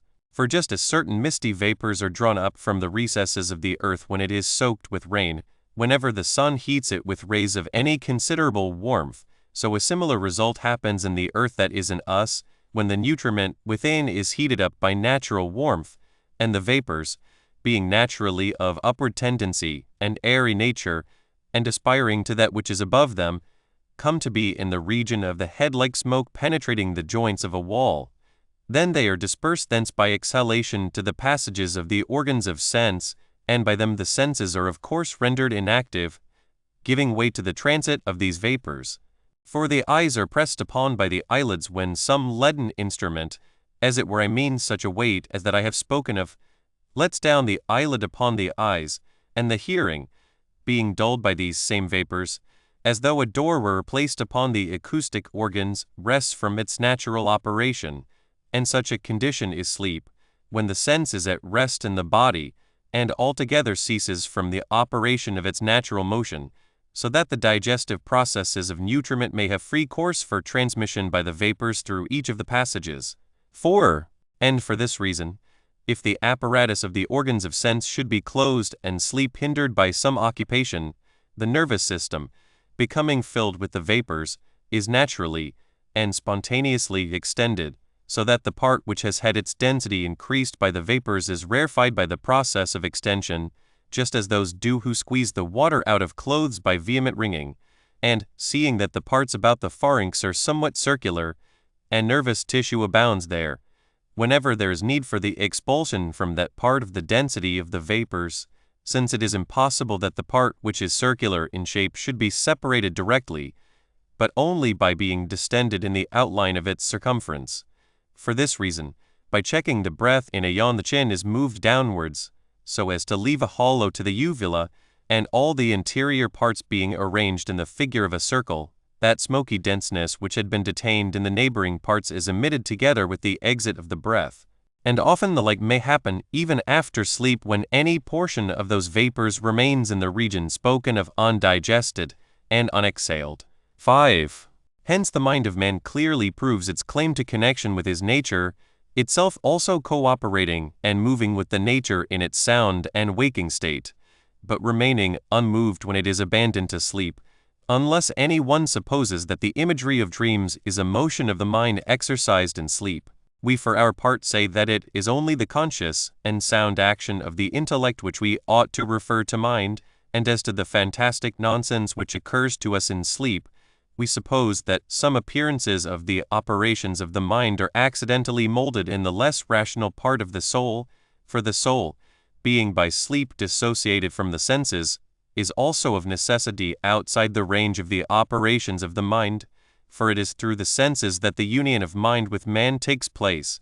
Therefore, when the senses are at rest, the intellect also must needs be inactive, and an evidence of this is the fact that the dreamer often seems to be in absurd and impossible situations, which would not happen if the soul were then guided by reason and intellect. 6. It seems to me, however, that when the soul is at rest so far as concerns its more excellent faculties, so far, I mean, as concerns the operations of mind and sense, the nutritive part of it alone is operative during sleep, and that some shadows and echoes of those things which happen in our waking moments, the operations both of sense and of intellect, which are impressed upon it by that part of the soul which is capable of memory, that these, I say, are pictured as chance will have it, some echo of memory still lingering in this division of the soul. 7. With these, then, the man is beguiled, not led to acquaintance with the things that present themselves by any train of thought, but wandering among confused and inconsequent delusions. But just as in his bodily operations, while each of the parts individually acts in some way according to the power which naturally resides in it, there arises also in the limb that is at rest a state, sympathetic with that which is in motion. Similarly, in the case of the soul, even if one part is at rest and another in motion, the whole is affected in sympathy with the part, for it is not possible that the natural unity should be in any way severed, though one of the faculties included in it is in turn supreme in virtue of its active operation. But as, when men are awake and busy, the mind is supreme, and sense ministers to it, yet the faculty which regulates the body is not dissociated from them, for the mind furnishes the food for its wants, the sense receives what is furnished, and the nutritive faculty of the body appropriates to itself that which is given to it. So in sleep the supremacy of these faculties is in some way reversed in us, and while the less rational becomes supreme, the operation of the other ceases indeed, yet is not absolutely extinguished. But while the nutritive faculty is then busied with digestion during sleep, and keeps all our nature occupied with itself, the faculty of sense is neither entirely severed from it, for that cannot be separated which has once been naturally joined, nor yet can its activity revive, as it is hindered by the inaction during sleep of the organs of sense, and by the same reasoning the mind also being united to the sensitive part of the soul, it would follow that we should say that the mind moves with the latter when it is in motion, and rests with it when it is quiescent. 8. As naturally happens with fire when it is heaped over with chaff, and no breath fans the flame, it neither consumes what lies beside it, nor is entirely quenched, but instead of flame it rises to the air through the chaff in the form of smoke. Yet if it should obtain any breath of air, it turns the smoke to flame. In the same way the mind, when hidden by the inaction of the senses in sleep, is neither able to shine out through them, nor yet is quite extinguished, but has, so to say, a smoldering activity, operating to a certain extent, but unable to operate farther. 9. Again, as a musician, when he touches with the plectrum the slackened strings of a lyre, brings out no orderly melody, for that which is not stretched will not sound, but his hand frequently moves skillfully, bringing the plectrum to the position of the notes so far as place is concerned, yet there is no sound, except that he produces by the vibration of the strings a sort of uncertain and indistinct hum. So in sleep, the mechanism of the senses being relaxed, the artist is either quite inactive, if the instrument is completely relaxed by satiety or heaviness, or will act slackly and faintly, if the instrument of the senses does not fully admit of the exercise of its art. 10. For this cause memory is confused, and foreknowledge, though rendered doubtful by uncertain veils, is imaged in shadows of our waking pursuits, and often indicates to us something of what is going to happen, for by its subtlety of nature the mind has some advantage in ability to behold things over mere corporeal grossness, yet it cannot make its meaning clear by direct methods, so that the information of the matter in hand should be plain and evident, but its declaration of the future is ambiguous and doubtful, what those who interpret such things call an enigma. 11. So the butler presses the cluster for Pharaoh's cup, so the baker seemed to carry his baskets, each supposing himself in sleep to be engaged in those services with which he was busied when awake, for the images of their customary occupations imprinted on the prescient element of their soul gave them for a time the power of foretelling, by this sort of prophecy on the part of the mind, what should come to pass. 12. But if Daniel and Joseph and others like them were instructed by divine power, without any confusion of perception, in the knowledge of things to come, this is nothing to the present statement, for no one would ascribe this to the power of dreams, since he will be constrained as a consequence to suppose that those divine appearances also which took place in wakefulness were not a miraculous vision, but a result of nature brought about spontaneously. As then, while all men are guided by their own minds, there are some few who are deemed worthy of evident divine communication, so, while the imagination of sleep naturally occurs in a like and equivalent manner for all, some, not all, share by means of their dreams in some more divine manifestation, but to all the rest, even if a foreknowledge of anything does occur as a result of dreams, it occurs in the way we have spoken of. 13. And again, if the Egyptian and the Assyrian king were guided by God to the knowledge of the future, the dispensation wrought by their means is a different thing, for it was necessary that the hidden wisdom of the holy men should be made known, that each of them might not pass his life without profit to the state.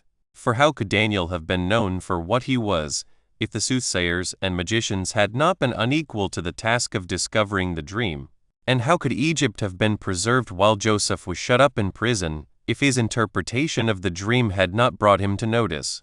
Thus we must reckon these cases as exceptional, and not class them with common dreams. 14. But this ordinary seeing of dreams is common to all men, and arises in our fancies in different modes and forms, for either there remain, as we have said, in the reminiscent part of the soul, the echoes of daily occupations, or, as often happens, the constitution of dreams is framed with regard to such and such a condition of the body, for thus the thirsty man seems to be among springs, the man who is in need of food to be at a feast, and the young man in the heat of youthful vigor is beset by fancies corresponding to his passion.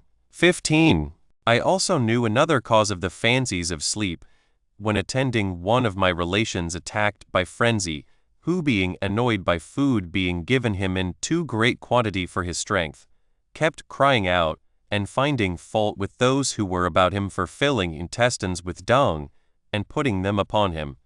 And when his body was rapidly tending to perspire, he blamed those who were with him for having water ready to wet him with as he lay, and he did not cease calling out till the result showed the meaning of these complaints, for all at once a copious sweat broke out over his body, and a relaxation of the bowels explained the weight in the intestines, the same condition than which, while his sober judgment was dulled by disease, his nature underwent, being sympathetically affected by the condition of the body, not being without perception of what was amiss, but being unable clearly to express its pain, by reason of the distraction resulting from the disease. This, probably, if the intelligent principle of the soul were lulled to rest, not from infirmity but by natural sleep, might appear as a dream to one similarly situated, the breaking out of perspiration being expressed by water, and the pain occasioned by the food, by the weight of intestines. 16. This view also is taken by those skilled in medicine, that according to the differences of complaints the visions of dreams appear differently to the patients, that the visions of those of weak stomach are of one kind, those of persons suffering from injury to the cerebral membrane of another, those of persons in fevers of yet another, that those of patients suffering from bilious and from phlegmatic affections are diverse, and those again of plethoric patients, and of patients in wasting disease, are different, whence we may see that the nutritive and vegetative faculty of the soul has in it by commixture some seed of the intelligent element, which is in some sense brought into likeness to the particular state of the body, being adapted in its fancies according to the complaint which has seized upon it. 17. Moreover, most men's dreams are conformed to the state of their character. The brave men's fancies are of one kind, the coward's of another, the wanton man's dreams of one kind, the continent man's of another, the liberal man and the avaricious man are subject to different fancies, while these fancies are nowhere framed by the intellect, but by the less rational disposition of the soul, which forms even in dreams the semblances of those things to which each is accustomed by the practice of his waking hours. Romans 14. That the mind is not in a part of the body, wherein also is a distinction of the movements of the body and of the soul. 1. But we have wandered far from our subject, for the purpose of our argument was to show that the mind is not restricted to any part of the body, but is equally in touch with the whole, producing its motion according to the nature of the part which is under its influence. There are cases, however, in which the mind even follows the bodily impulses, and becomes, as it were, their servant, for often the bodily nature takes the lead by introducing either the sense of that which gives pain or the desire for that which gives pleasure, so that it may be said to furnish the first beginnings, by producing in us the desire for food, or, generally, the impulse towards some pleasant thing, while the mind, receiving such an impulse, furnishes the body by its own intelligence with the proper means towards the desired object. Such a condition, indeed, does not occur in all, save in those of a somewhat slavish disposition, who bring the reason into bondage to the impulses of their nature and pay servile homage to the pleasures of sense by allowing them the alliance of their mind. But in the case of more perfect men this does not happen, for the mind takes the lead, and chooses the expedient course by reason and not by passion, while their nature follows in the tracks of its leader. 2. But since our argument discovered in our vital faculty 3 different varieties, one which receives nourishment without perception, another which at once receives nourishment and is capable of perception, but is without the reasoning activity, and a third rational, perfect, and coextensive with the whole faculty, so that among these varieties the advantage belongs to the intellectual, let no one suppose on this account that in the compound nature of man there are 3 souls welded together, contemplated each in its own limits, so that one should think man's nature to be a sort of conglomeration of several souls. The true and perfect soul is naturally one, the intellectual and immaterial, which mingles with our material nature by the agency of the senses, but all that is of material nature, being subject to mutation and alteration, will, if it should partake of the animating power, move by way of growth. If, on the contrary, it should fall away from the vital energy, it will reduce its motion to destruction. 3. Thus, neither is there perception without material substance, nor does the act of perception take place without the intellectual faculty. Romans 15. That the soul proper, in fact and name, is the rational soul, while the others are called, so equivocally, wherein also is this statement, that the power of the mind extends throughout the whole body in fitting contact with every part. 1. Now, if some things in creation possess the nutritive faculty, and others again are regulated by the perceptive faculty, while the former have no share of perception nor the latter of the intellectual nature, and if for this reason any one is inclined to the opinion of a plurality of souls, such a man will be positing a variety of souls in a way not in accordance with their distinguishing definition. For everything which we conceive among existing things, if it be perfectly that which it is also properly called by the name it bears. But of that which is not every respect what it is called, the appellation also is vain. For instance, if one were to show us true bread, we say that he properly applies the name to the subject.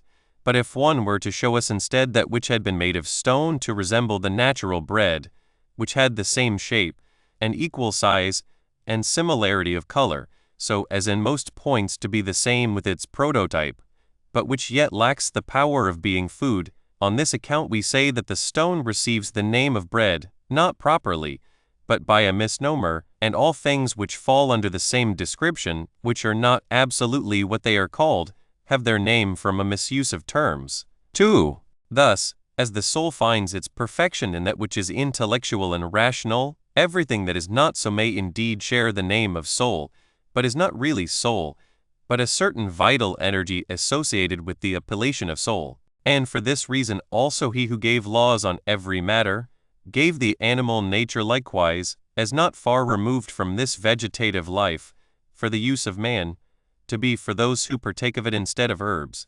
For he says, "You shall eat all kinds of flesh even as the green herb," for the perceptive energy seems to have but a slight advantage over that which is nourished and grows without it.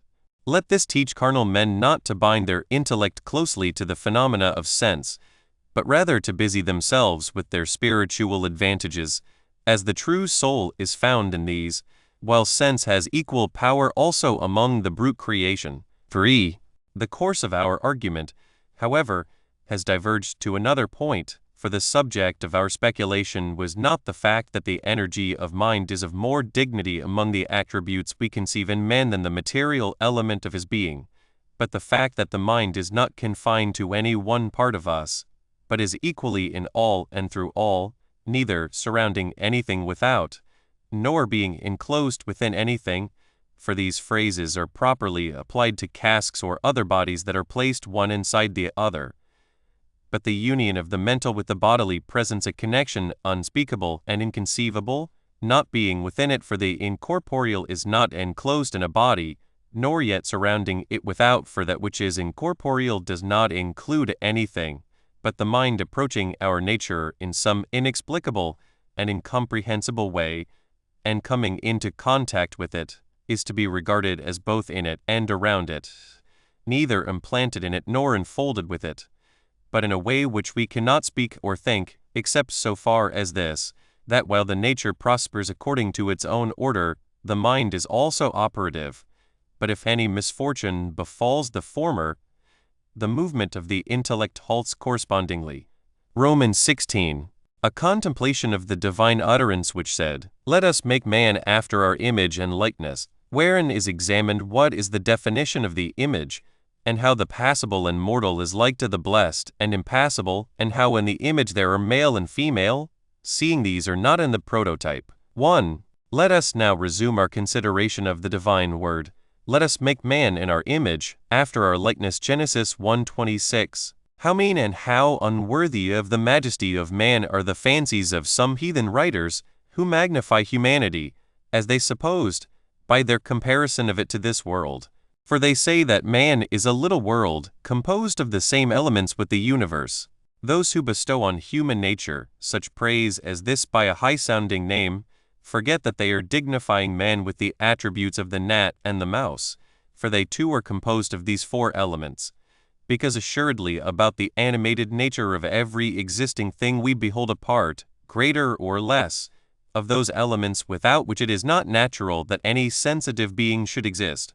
What great thing is there, then, in man's being accounted a representation and likeness of the world, of the heaven that passes away, of the earth that changes, of all things that they contain, which pass away with the departure of that which compasses them round? 2. In what then does the greatness of man consist, according to the doctrine of the Church? Not in his likeness to the created world, but in his being in the image of the nature of the Creator. 3. What therefore, you will perhaps say, is the definition of the image? How is the incorporeal likened to body? How is the temporal like the eternal? That which is mutable by change like to the immutable? that which is subject to passion and corruption to the impassible and incorruptible, that which constantly dwells with evil and grows up with it, to that which is absolutely free from evil. There is a great difference between that which is conceived in the archetype and a thing which has been made in its image, for the image is properly so called if it keeps its resemblance to the prototype, but if the imitation be perverted from its subject, the thing is something else, and no longer an image of the subject. 4. How then is man, this mortal, passible, short-lived being, the image of that nature which is immortal, pure, and everlasting? The true answer to this question, indeed, perhaps only the very truth knows, but this is what we, tracing out the truth so far as we are capable by conjectures and inferences, apprehend concerning the matter. Neither does the word of God lie when it says that man was made in the image of God, nor is the pitiable suffering of man's nature like to the blessedness of the impassible life. For if any one were to compare our nature with God, one of two things must needs be allowed in order that the definition of the likeness may be apprehended in both cases in the same terms, either that the deity is passible, or that humanity is impassible. But if neither the deity is passible nor our nature free from passion, what other account remains whereby we may say that the word of God speaks truly, which says that man was made in the image of God? 5. We must, then, take up once more the Holy Scripture itself, if we may perhaps find some guidance in the question by means of what is written. After saying, "Let us make man in our image," and for what purposes it was said, "Let us make him," it adds this saying, "And God created man. In the image of God created he him. Male and female created he them." Genesis 1:27. We have already said in what precedes, that this saying was uttered for the destruction of heretical impiety, in order that being instructed that the only begotten God made man in the image of God, we should in no wise distinguish the Godhead of the Father and the Son, since Holy Scripture gives to each equally the name of God, to him who made man, and to him in whose image he was made. 6. However, let us pass by our argument upon this point. Let us turn our inquiry to the question before us, how it is that while the deity is in bliss and humanity is in misery, the latter is yet in Scripture called like the former. 7. We must, then, examine the words carefully, for we find, if we do so, that that which was made in the image is one thing, and that which is now manifested in wretchedness is another. God created man, it says, in the image of God created he him. Genesis 1:27. There is an end of the creation of that which was made in the image. Then it makes a resumption of the account of creation, and says, "Male and female created he them." I presume that every one knows that this is a departure from the prototype, for in Christ Jesus, as the Apostle says, there is neither male nor female, yet the phrase declares that man is thus divided. 8. Thus the creation of our nature is in a sense twofold, one made like to God, one divided according to this distinction. For something like this the passage darkly conveys by its arrangement, where it first says, "God created man. In the image of God created he him." Genesis 1:27, and then, adding to what has been said, "Male and female created he them." Genesis 1:27, a thing which is alien from our conceptions of God. 9. I think that by these words Holy Scripture conveys to us a great and lofty doctrine, and the doctrine is this: while two natures, the divine and incorporeal nature, and the irrational life of brutes, are separated from each other as extremes, human nature is the mean between them. For in the compound nature of men we may behold a part of each of the natures I have mentioned, of the divine, the rational and intelligent element, which does not admit the distinction of male and female, of the irrational, our bodily form and structure, divided into male and female, for each of these elements is certainly to be found in all that partakes of human life. That the intellectual element, however, precedes the other, we learn as from one who gives in order an account of the making of man, and we learn also that his community and kindred with the irrational is for men a provision for reproduction.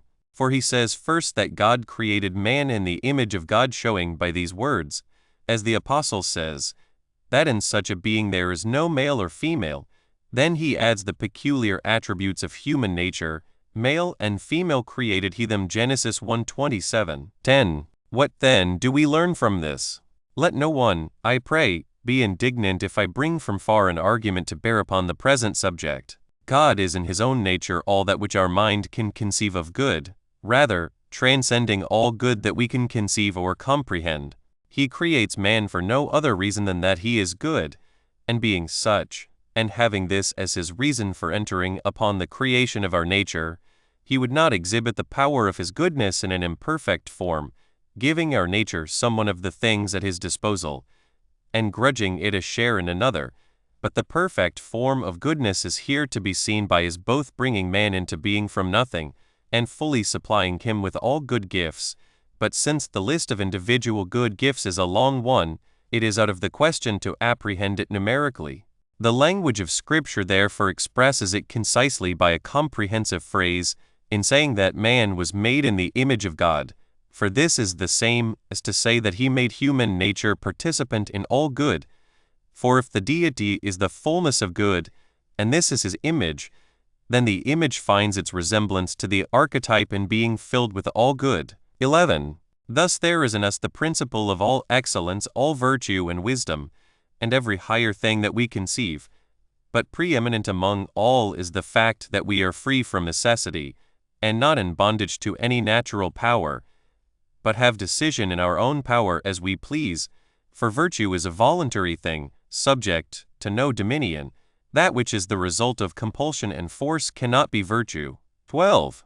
Now as the image bears in all points the semblance of the archetypal excellence, if it had not a difference in some respect, being absolutely without divergency, it would no longer be a likeness, but will in that case manifestly be absolutely identical with the prototype. What difference then do we discern between the divine and that which has been made like to the divine? We find it in the fact that the former is uncreate, while the latter has its being from creation, and this distinction of property brings with it a train of other properties, for it is very certainly acknowledged that the uncreated nature is also immutable and always remains the same, while the created nature cannot exist without change. For its very passage from non-existence to existence is a certain motion and change of the non-existent transmuted by the divine purpose into being. 13. As the Gospel calls the stamp upon the coin the image of Caesar, Matthew 22:20-21, whereby we learn that in that which was fashioned to resemble Caesar there was resemblance as to outward look, but difference as to material. So also in the present saying, when we consider the attributes contemplated both in the divine and human nature, in which the likeness consists, to be in the place of the features, we find in what underlies them the difference which we behold in the uncreated and in the created nature. 14. Now as the former always remains the same, while that which came into being by creation had the beginning of its existence from change, and has a kindred connection with the like mutation, for this reason he who, as the prophetical writing says, knows all things before they be, following out, or rather perceiving beforehand by his power of foreknowledge what, in a state of independence and freedom, is the tendency of the motion of man's will, as he saw, I say, what would be, he devised for his image the distinction of male and female, which has no reference to the divine archetype, but, as we have said, is an approximation to the less rational nature. 15. The cause, indeed, of this device only those can know who were eyewitnesses of the truth and ministers of the word. But we, imagining the truth, as far as we can, by means of conjectures and similitudes, do not set forth that which occurs to our mind authoritatively, but will place it in the form of a theoretical speculation before our kindly hearers. 16. What is it then which we understand concerning these matters? In saying that God created man, the text indicates, by the indefinite character of the term, all mankind, for was not Adam here named together with the creation, as the history tells us in what follows? Yet the name given to the man created is not the particular, but the general name. Thus we are led by the employment of the general name of our nature to some such view as this, that in the divine foreknowledge and power all humanity is included in the first creation, for it is fitting for God not to regard any of the things made by him as indeterminate, but that each existing thing should have some limit and measure prescribed by the wisdom of its maker. 17. Now just as any particular man is limited by his bodily dimensions, and the peculiar size which is conjoined with the superficies of his body is the measure of his separate existence, so I think that the entire plenitude of humanity was included by the God of all, by his power of foreknowledge, as it were in one body, and that this is what the text teaches us which says, God created man, in the image of God created he him. For the image is not in part of our nature, nor is the grace in any one of the things found in that nature, but this power extends equally to all the race, and a sign of this is that mind is implanted alike in all. For all have the power of understanding and deliberating, and of all else whereby the divine nature finds its image in that which was made according to it, the man that was manifested at the first creation of the world, and he that shall be after the consummation of all, are alike. They equally bear in themselves the divine image. 18. For this reason the whole race was spoken of as one man, namely, that to God's power nothing is either past or future, but even that which we'd expect is comprehended, equally with what is at present existing, by the all-sustaining energy. Our whole nature, then, extending from the first to the last, is, so to say, one image of him who is, but the distinction of kind in male and female was added to his work last, as I suppose, for the reason which follows. Romans 17. What we must answer to those who raise the question, if procreation is after sin, how would souls have come into being if the first of mankind had remained sinless? 1. It is better for us, however, perhaps, rather to inquire, before investigating this point, the solution of the question put forward by our adversaries, for they say that before the sin there is no account of birth, or of travail, or of the desire that tends to procreation, but when they were banished from paradise after their sin, and the woman was condemned by the sentence of travail, Adam thus entered with his consort upon the intercourse of married life, and then took place the beginning of procreation. If, then, marriage did not exist in paradise, nor travail, nor birth, they say that it follows as a necessary conclusion that human souls would not have existed in plurality had not the grace of immortality fallen away to mortality, and marriage preserved our race by means of descendants, introducing the offspring of the departing to take their place, so that in a certain way the sin that entered into the world was profitable for the life of man. For the human race would have remained in the pair of the first formed, had not the fear of death impelled their nature to provide succession. 2. Now here again the true answer, whatever it may be, can be clear to those only who, like Paul, have been instructed in the mysteries of paradise. But our answer is as follows. When the Sadducees once argued against the doctrine of the resurrection, and brought forward, to establish their own opinion, that woman of many marriages, who had been wife to 7 brethren, and thereupon inquired whose wife she will be after the resurrection, our Lord answered their argument, so as not only to instruct the Sadducees, but also to reveal to all that come after them the mystery of the resurrection life. For in the resurrection, he says, they neither marry, nor are given in marriage, neither can they die any more, for they are equal to the angels, and are the children of God, being the children of the resurrection. Luke 20:35-36. Now the resurrection promises us nothing else than the restoration of the fallen to their ancient state. For the grace we look for is a certain return to the first life, bringing back again to paradise him who was cast out from it. If then the life of those restored is closely related to that of the angels, it is clear that the life before the transgression was a kind of angelic life, and hence also our return to the ancient condition of our life is compared to the angels. Yet while, as has been said, there is no marriage among them, the armies of the angels are in countless myriads, for so Daniel declared in his visions. So, in the same way, if there had not come upon us as the result of sin a change for the worse, and removal from equality with the angels, neither should we have needed marriage that we might multiply. But whatever the mode of increase in the angelic nature is unspeakable and inconceivable by human conjectures, except that it assuredly exists, it would have operated also in the case of men, who were made a little lower than the angels, to increase mankind to the measure determined by its Maker. 3. But if any one finds a difficulty in an inquiry as to the manner of the generation of souls, had man not needed the assistance of marriage, we shall ask him in turn, what is the mode of the angelic existence, how they exist in countless myriads, being one essence, and at the same time numerically many, for we shall be giving a fit answer to one who raises the question how men would have been without marriage, if we say, as the angels are without marriage, for the fact that man was in a like condition with them before the transgression is shown by the restoration to that state. 4.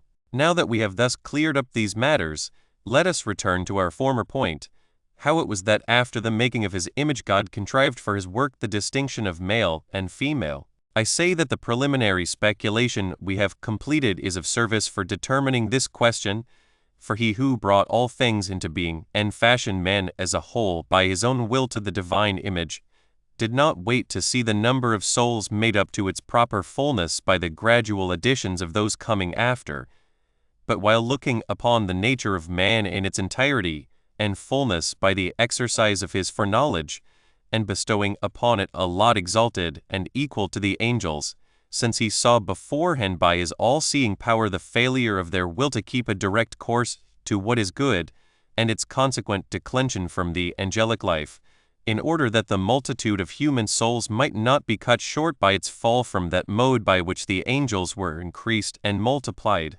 For this reason, I say, he formed for our nature that contrivance for increase which befits those who had fallen into sin, implanting in mankind, instead of the angelic majesty of nature, that animal and irrational mode by which they now succeed one another. 5. Hence also, it seems to me, the great David, pitying the misery of men, mourns over his nature with such words as these, that men being in honor knew it not, meaning by honor the equality with the angels.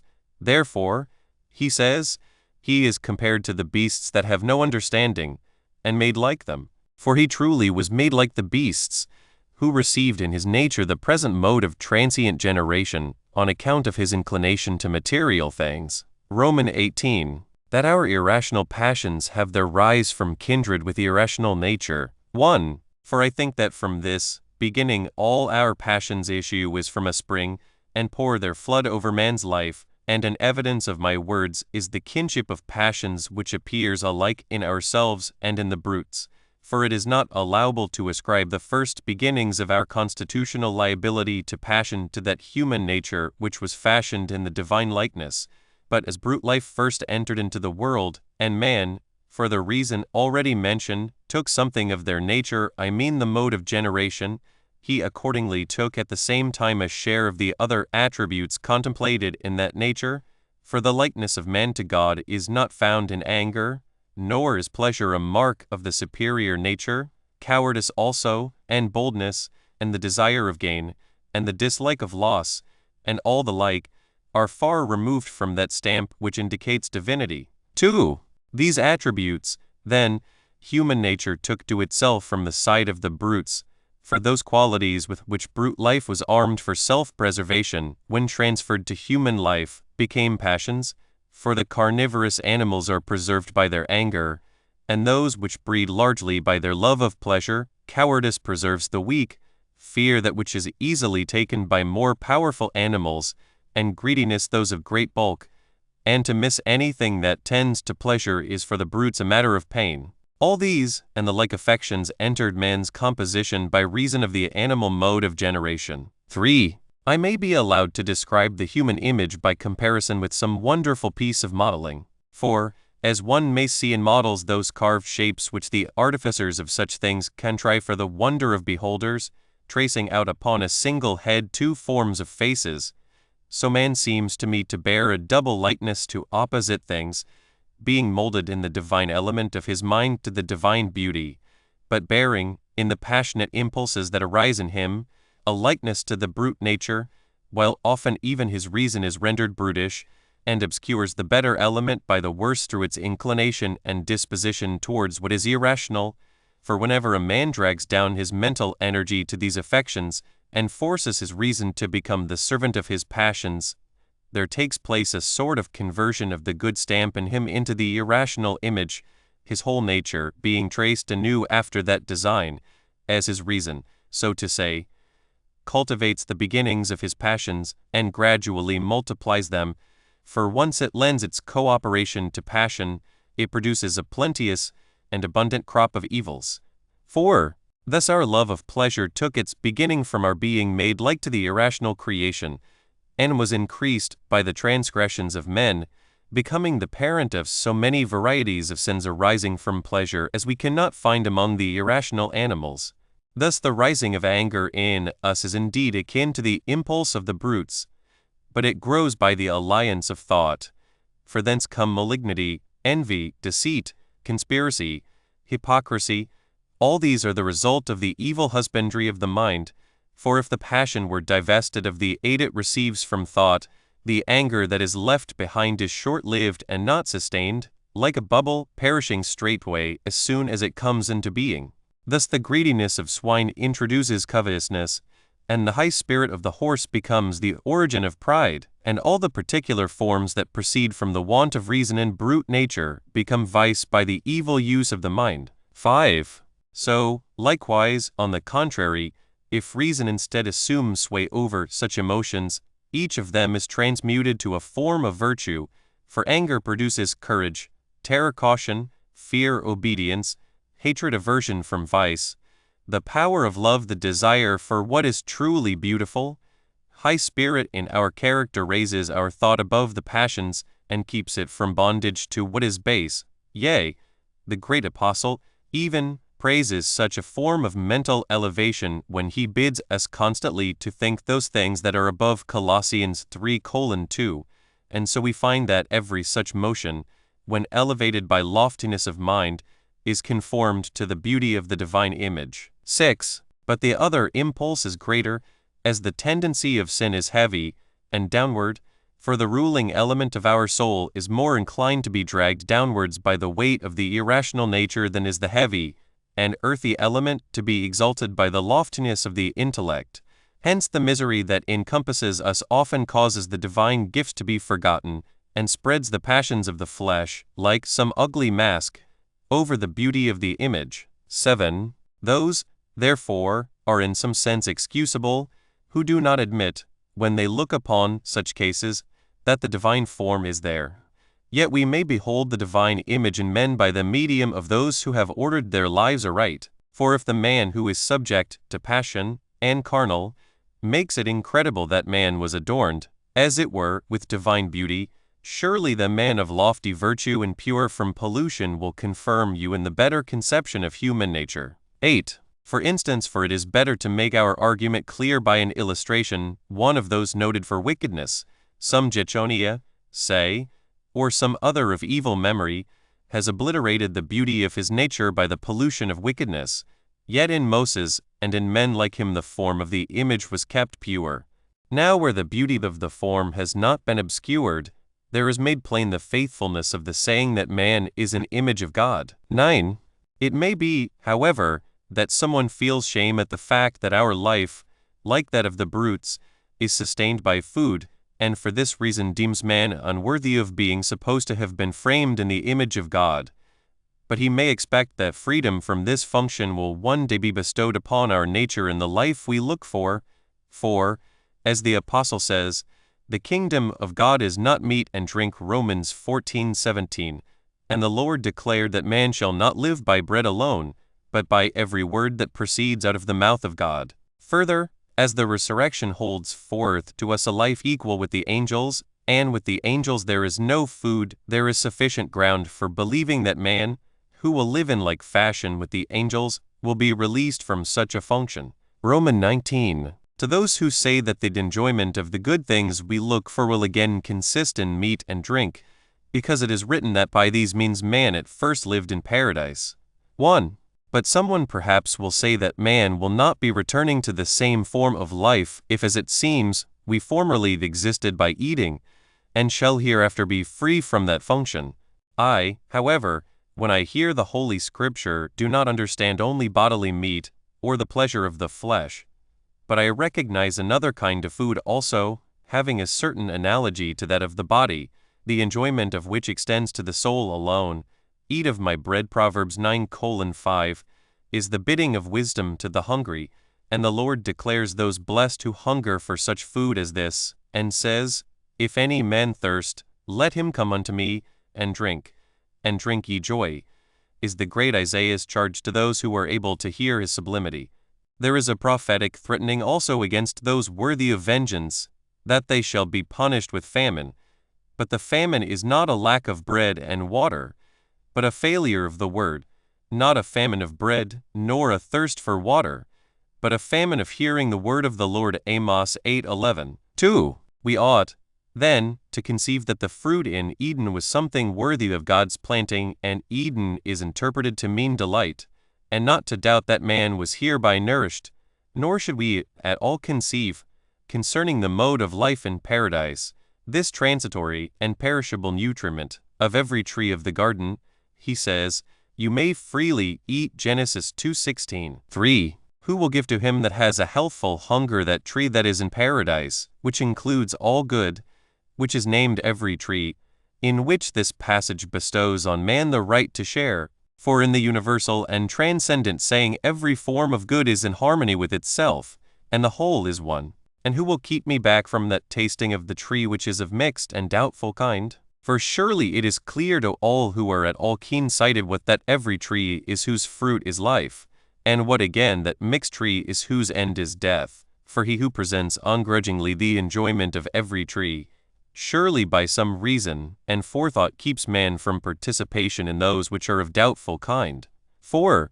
It seems to me that I may take the great David and the wise Solomon as my instructors in the interpretation of this text, for both understand the grace of the permitted delight to be one, that very actual good, which in truth is every good. David, when he says, Delight thou in the Lord, and Solomon, when he names wisdom herself, which is the Lord, a tree of life, Proverbs 3:18. 5. Thus the every tree of which the passage gives food to him who was made in the likeness of God, is the same with the tree of life, and there is opposed to this tree another tree, the food given by which is the knowledge of good and evil, not that it bears in turn as fruit each of these things of opposite significance, but that it produces a fruit blended and mixed with opposite qualities, the eating of which the Prince of Life forbids, and the serpent counsels, that he may prepare an entrance for death, and he obtained credence for his counsel, covering over the fruit with a fair appearance, and the show of pleasure, that it might be pleasant to the eyes and stimulate the desire to taste. Romans 20. What was the life in paradise, and what was the forbidden tree? 1. What then is that which includes the knowledge of good and evil blended together, and is decked with the pleasures of sense? I think I am not aiming wide of the mark in employing, as a starting point for my speculation, the sense of noble. It is not, I think, science which the Scripture here means by knowledge, but I find a certain distinction, according to scriptural use, between knowledge and discernment. For to discern skillfully the good from the evil, the Apostle says, is a mark of a more perfect condition and of exercised senses, for which reason also he bids us prove all things. 1 Thessalonians 5:21, and says that discernment belongs to the spiritual men. 1 Corinthians 2:15. But knowledge is not always to be understood of skill and acquaintance with anything, but of the disposition towards what is agreeable, as the Lord knows them that are his. 2 Timothy 2:19, and he says to Moses, I knew you above all, while of those condemned in their wickedness he who knows all things says, I never knew you. Matthew 7:23. 2. The tree, then, from which comes this fruit of mixed knowledge, is among those things which are forbidden, and that fruit is combined of opposite qualities, which has the serpent to commend it. It may be for this reason, that the evil is not exposed in its nakedness, itself appearing in its own proper nature, for wickedness would surely fail of its effect were it not decked with some fair color to entice to the desire of it him whom it deceives.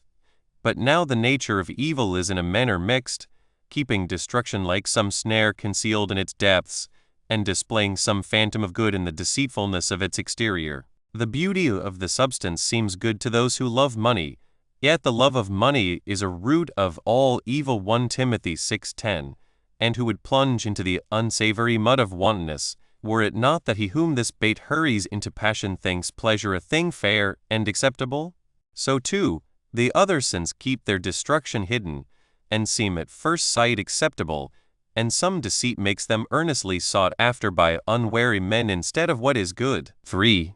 Now since the majority of men judge the good to lie in that which gratifies the senses, and there is a certain identity of name between that which is and that which appears to be good, for this reason that desire, which arises towards what is evil, as though towards good, is called by Scripture the knowledge of good and evil, knowledge, as we have said, expressing a certain mixed disposition.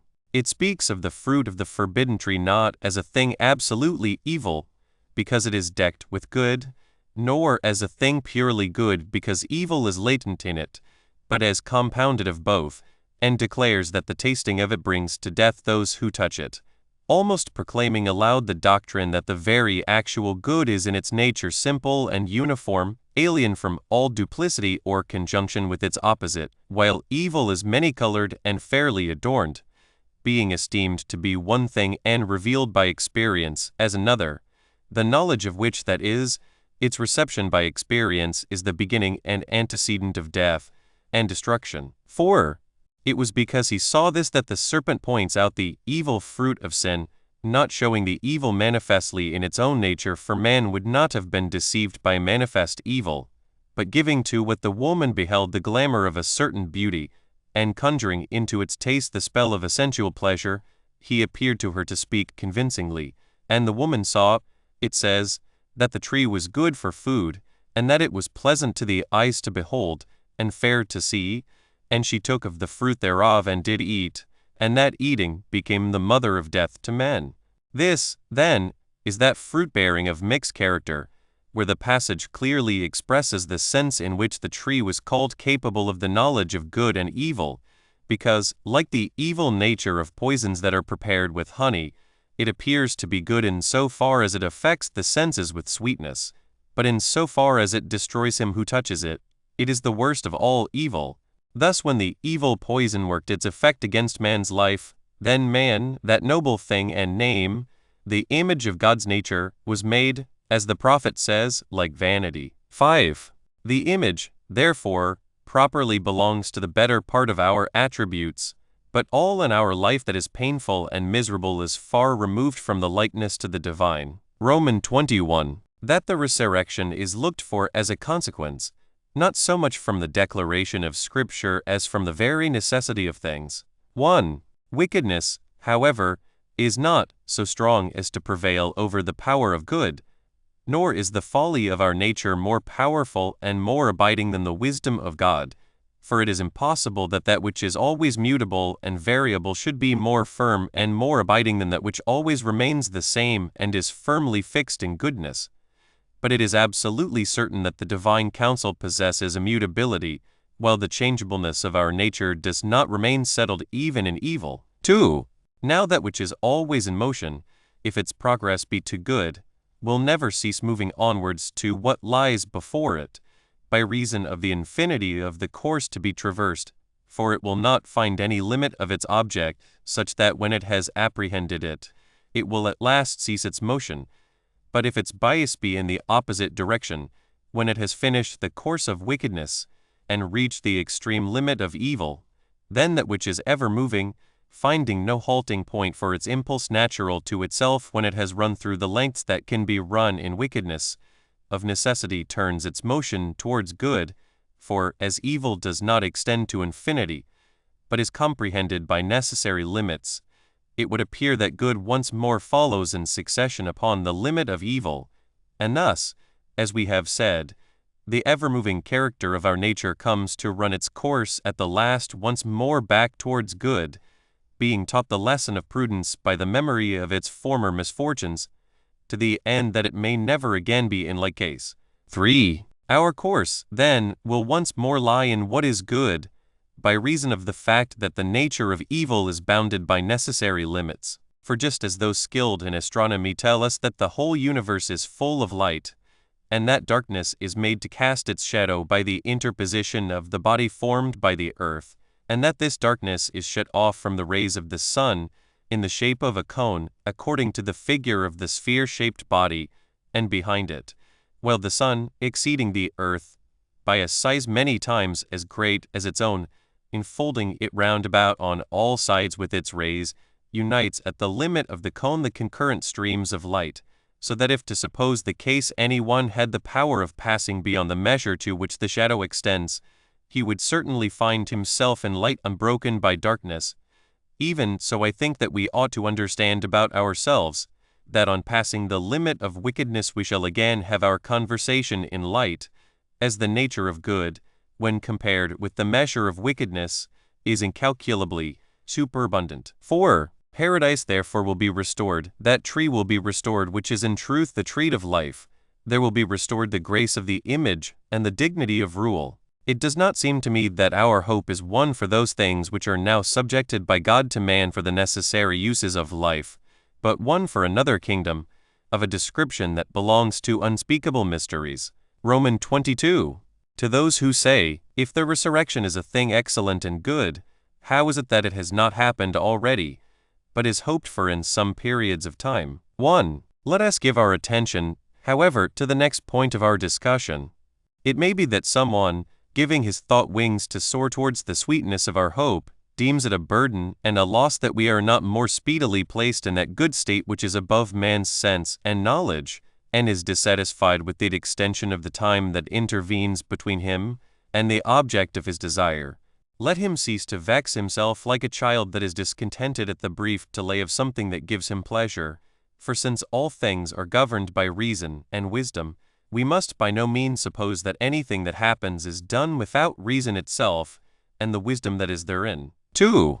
You will say then, what is this reason, in accordance with which the change of our painful life to that which we desire does not take place at once, but this heavy and corporeal existence of ours waits, extended to some determinate time, for the term of the consummation of all things, that then man's life may be set free as it were from the reins, and revert once more, released and free, to the life of blessedness and impassibility? 3. Well, whether our answer is near the truth of the matter, the truth itself may clearly know, but at all events what occurs to our intelligence is as follows. I take up then once more in my argument our first text. God says, let us make man in our image, after our likeness, and God created man. In the image of God created he him. Genesis 1:26-27. Accordingly, the image of God, which we behold in universal humanity, had its consummation then. But Adam as yet was not, for the thing formed from the earth is called Adam, by etymological nomenclature, as those tell us who are acquainted with the Hebrew tongue, wherefore also the apostle, who was specially learned in his native tongue, the tongue of the Israelites, calls the man of the earth 1 Corinthians 15:47 chi omicron iota kappa letter 1 f7 sigma, as though translating the name Adam into the Greek word. 4. Man, then, was made in the image of God, that is, the universal nature, the thing like God, not part of the whole, but all the fullness of the nature together was so made by omnipotent wisdom. He saw, who holds all limits in his grasp, as the scripture tells us, which says, in his hand are all the corners of the earth. He saw, who knows all things even before they be, comprehending them in his knowledge, how great a number humanity will be in the sum of its individuals. But as he perceived in our created nature the bias towards evil, and the fact that after its voluntary fall from equality with the angels it would acquire a fellowship with the lower nature, he mingled, for this reason, with his own image, an element of the irrational, for the distinction of male and female does not exist in the divine and blessed nature, transferring, I say, to man the special attribute of the irrational formation. He bestowed increase upon our race not according to the lofty character of our creation, for it was not when he made that which was in his own image that he bestowed on man the power of increasing and multiplying, but when he divided it by sexual distinctions, then he said, increase and multiply, and replenish the earth. Genesis 1:28. For this belongs not to the divine, but to the irrational element, as the history indicates when it narrates that these words were first spoken by God in the case of the irrational creatures, since we may be sure that, if he had bestowed on man, before imprinting on our nature the distinction of male and female, the power for increase conveyed by this utterance, we should not have needed this form of generation by which the brutes are generated. 5.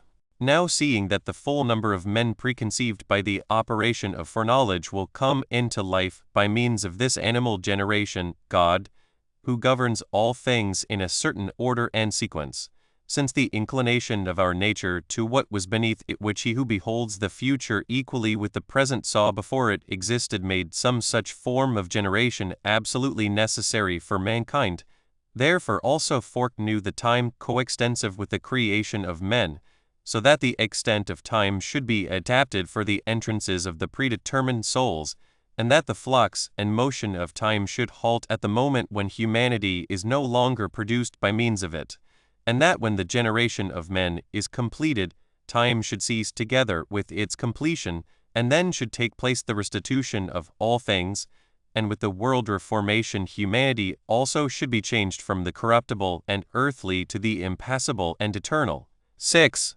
And this it seems to me the divine apostle considered when he declared in his epistle to the Corinthians the sudden stoppage of time, and the change of the things that are now moving on back to the opposite end, where he says, "Behold, I show you a mystery, we shall not all sleep, but we shall all be changed, in a moment, in the twinkling of an eye, at the last trump." 1 Corinthians 15:51-52. For when, as I suppose, the full complement of human nature has reached the limit of the predetermined measure, because there is no longer anything to be made up in the way of increase to the number of souls, he teaches us that the change in existing things will take place in an instant of time, giving to that limit of time which has no parts or extension the names of a moment, and the twinkling of an eye, so that it will no more be possible for one who reaches the verge of time, which is the last and extreme point, from the fact that nothing is lacking to the attainment of its extremity, to obtain by death this change which takes place at a fixed period, but only when the trumpet of the resurrection sounds, which awakens the dead, and transforms those who are left in life, after the likeness of those who have undergone the resurrection change, at once to incorruptibility, so that the weight of the flesh is no longer heavy, nor does its burden hold them down to earth, but they rise aloft through the air, for we shall be caught up, he tells us, in the clouds to meet the Lord in the air, and so shall we ever be with the Lord. 1 Thessalonians 4:17. 7. Let him therefore wait for that time which is necessarily made coextensive with the development of humanity. For even Abraham and the patriarchs, while they had the desire to see the promised good things, and cease not to seek the heavenly country, as the apostle says, are yet even now in the condition of hoping for that grace, God having provided some better thing for us, according to the words of Paul, that they without us should not be made perfect. Hebrews 11:40. If they, then, bear the delay who by faith only and by hope saw the good things afar off and embraced them. Hebrews 11:13. As the apostle bears witness, placing their certainty of the enjoyment of the things for which they hoped in the fact that they judged him faithful who has promised. Hebrews 11:11. What ought most of us to do, who have not, it may be, a hold upon the better hope from the character of our lives? Even the prophet's soul fainted with desire, and in his psalm he confesses this passionate love, saying that his soul has a desire and longing to be in the courts of the Lord, even if he must needs be rejected to a place among the lowest, as it is a greater and more desirable thing to be last there than to be first among the ungodly tents of this life. Nevertheless he was patient of the delay, deeming, indeed, the life there blessed, and accounting a brief participation in it more desirable than thousands of time. For he says, "One day in your courts is better than thousands."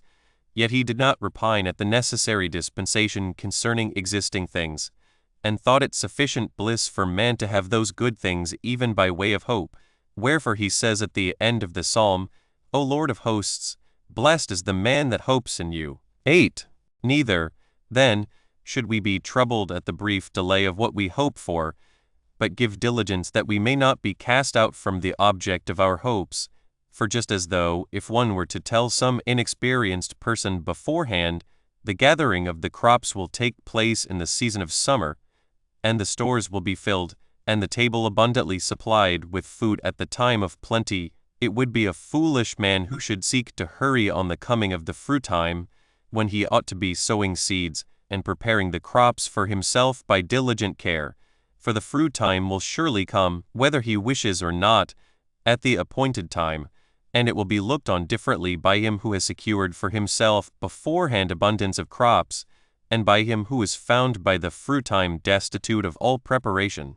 Even so I think it is one's duty, as the proclamation is clearly made to all that the time of change will come, not to trouble himself about times, for he said that it is not for us to know the times and the seasons, Acts 1:7, nor to pursue calculations by which he will be sure to sap the hope of the resurrection in the soul, but to make his confidence in the things expected as a prop to lean on, and to purchase for himself, by good conversation, the grace that is to come. Romans 23.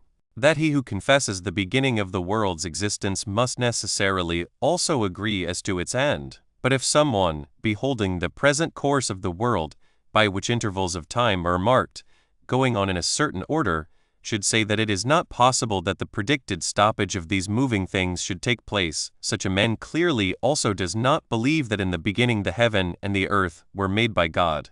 For he who admits a beginning of motion surely does not doubt as to its also having an end, and he who does not allow its end does not admit its beginning either. But as it is by believing that we understand that the worlds were framed by the word of God, as the Apostle says, so that things which are seen were not made of things which do appear, we must use the same faith as to the word of God when he foretells the necessary stoppage of existing things. 2. The question of the how must, however, be put beyond the reach of our meddling, for even in the case mentioned it was by faith that we admitted that the thing seen was framed from things not yet apparent, omitting the search into things beyond our reach. And yet our reason suggests difficulties on many points, offering no small occasions for doubt as to the things which we believe. 3. For in that case too, argumentative men might by plausible reasoning upset our faith, so that we should not think that statement true which Holy Scripture delivers concerning the material creation, when it asserts that all existing things have their beginning of being from God. For those who abide by the contrary view maintain that matter is coeternal with God, and employ in support of their own doctrine some such arguments as these. If God is in his nature simple and immaterial, without quantity, or size, or combination, and removed from the idea of circumscription by way of figure, while all matter is apprehended in extension measured by intervals, and does not escape the apprehension of our senses, but becomes known to us in color, and figure, and bulk, and size, and resistance, and the other attributes belonging to it, none of which it is possible to conceive in the divine nature, what method is there for the production of matter from the immaterial, or of the nature that has dimensions from that which is unextended? For if these things are believed to have their existence from that source, they clearly come into existence after being in him in some mysterious way. But if material existence was in him, how can he be immaterial while including matter in himself? And similarly with all the other marks by which the material nature is differentiated, if quantity exists in God, how is God without quantity?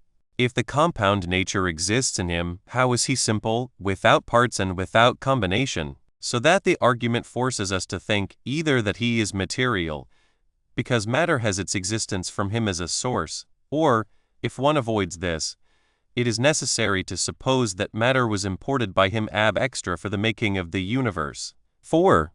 If, then, it was external to God, something else surely existed besides God, conceived, in respect of eternity, together with him who exists ungenerately, so that the argument supposes two eternal and unbegotten existences, having their being concurrently with each other, that of him who operates as an artificer, and that of the thing which admits this skilled operation.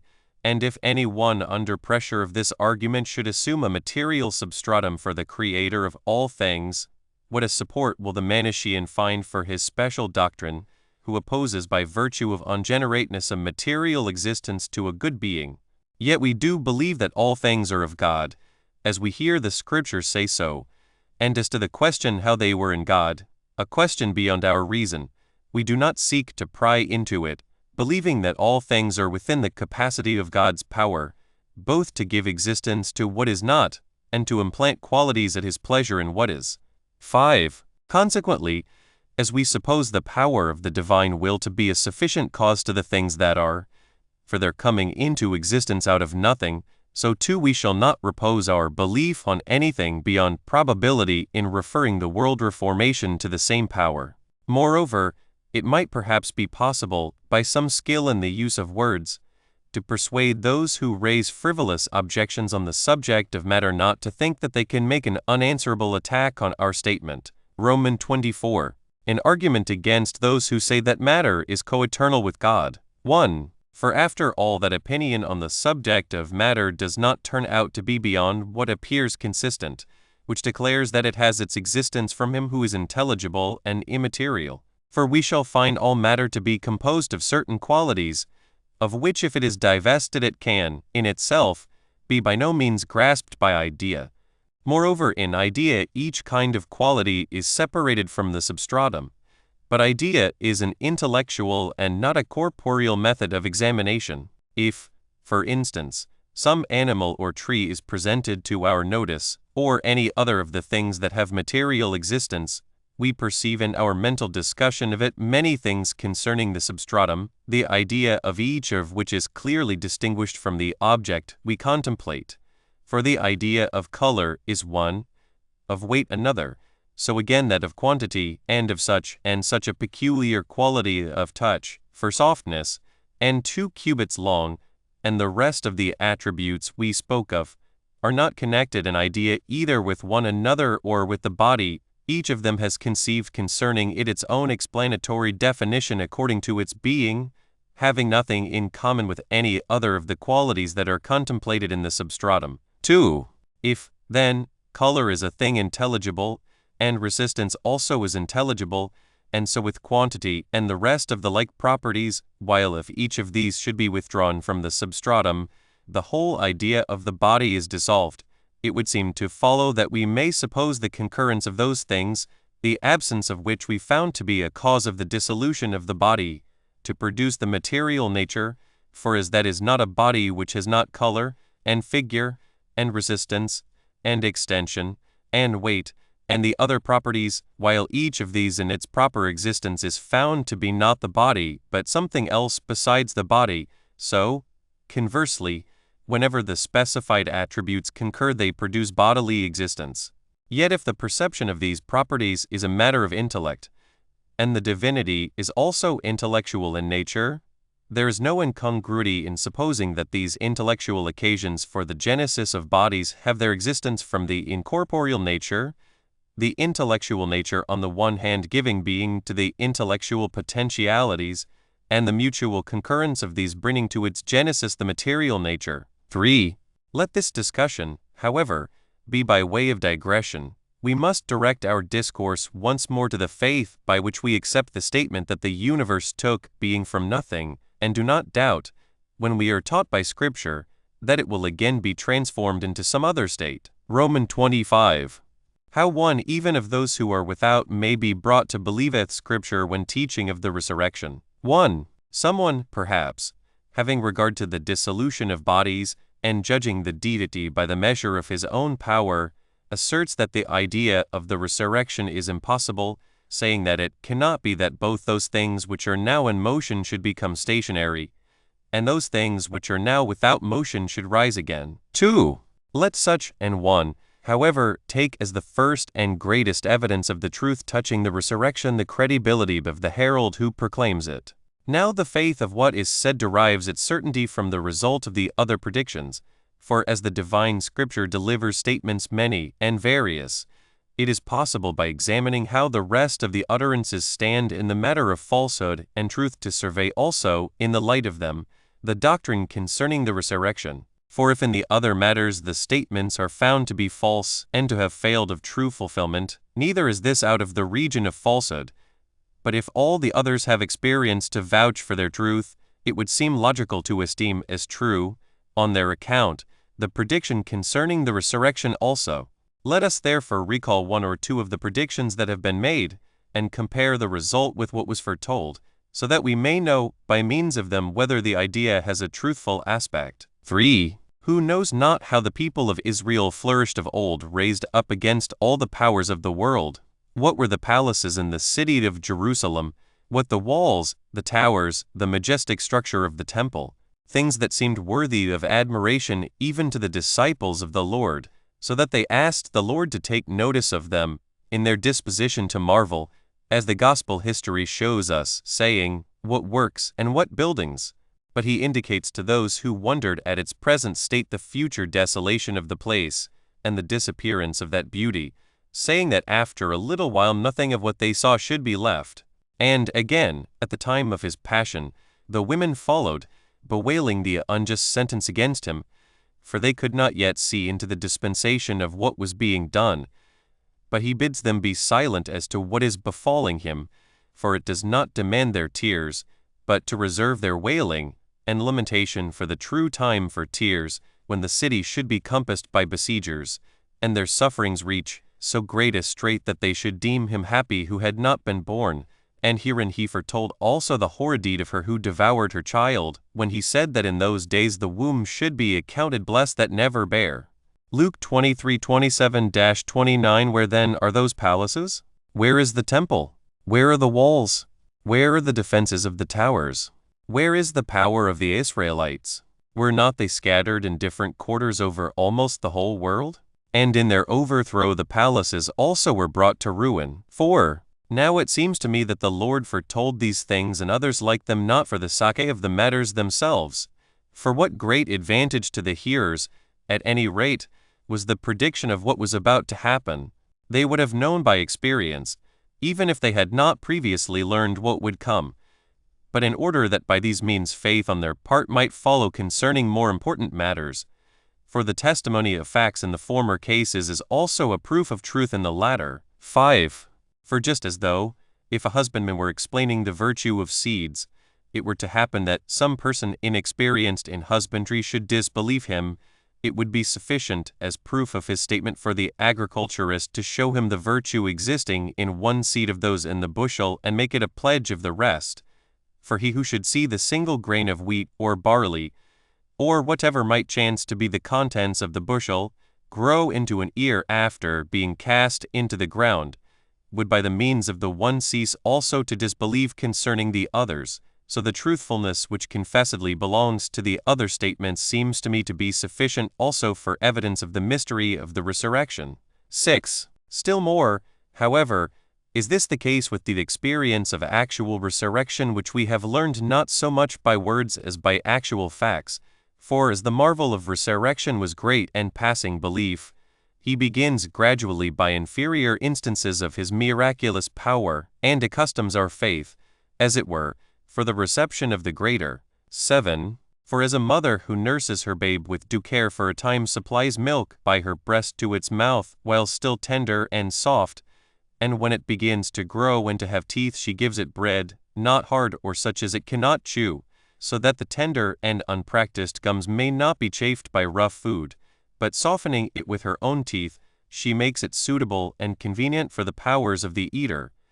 And then as its power increases by growth she gradually leads on the babe, accustomed to tender food, to more solid nourishment, so the Lord, nourishing and fostering with miracles the weakness of the human mind, like some babe not fully grown, makes first of all a prelude of the power of the resurrection in the case of a desperate disease, which prelude, though it was great in its achievement, yet was not such a thing that the statement of it would be disbelieved, for by rebuking the fever which was fiercely consuming Simon's wife's mother, he produced so great a removal of the evil as to enable her who was already expected to be near death, to minister to those present. 8. Next he makes a slight addition to the power, and when the nobleman's son lies in acknowledged danger of death so the history tells us, that he was about to die, as his father cried, "Come down, ere my child die," he again brings about the resurrection of one who was believed about to die,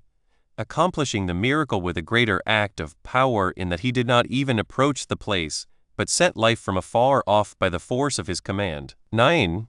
Once more in what follows he ascends to higher wonders, for having set out on his way to the ruler of the synagogue's daughter, he voluntarily made a halt in his way, while making public the secret cure of the woman with an issue of blood, that in this time death might overcome the sick. When, then, the soul had just been parted from the body, and those who were wailing over the sorrow were making a tumult with their mournful cries, he raises the damsel to life again, as if from sleep, by his word of command, leading on human weakness, by a sort of path and sequence, to greater things. 10. Still in addition to these acts he exceeds them in wonder, and by a more exalted act of power prepares for men the way of faith in the resurrection. The scripture tells us of a city called Nain in Judea.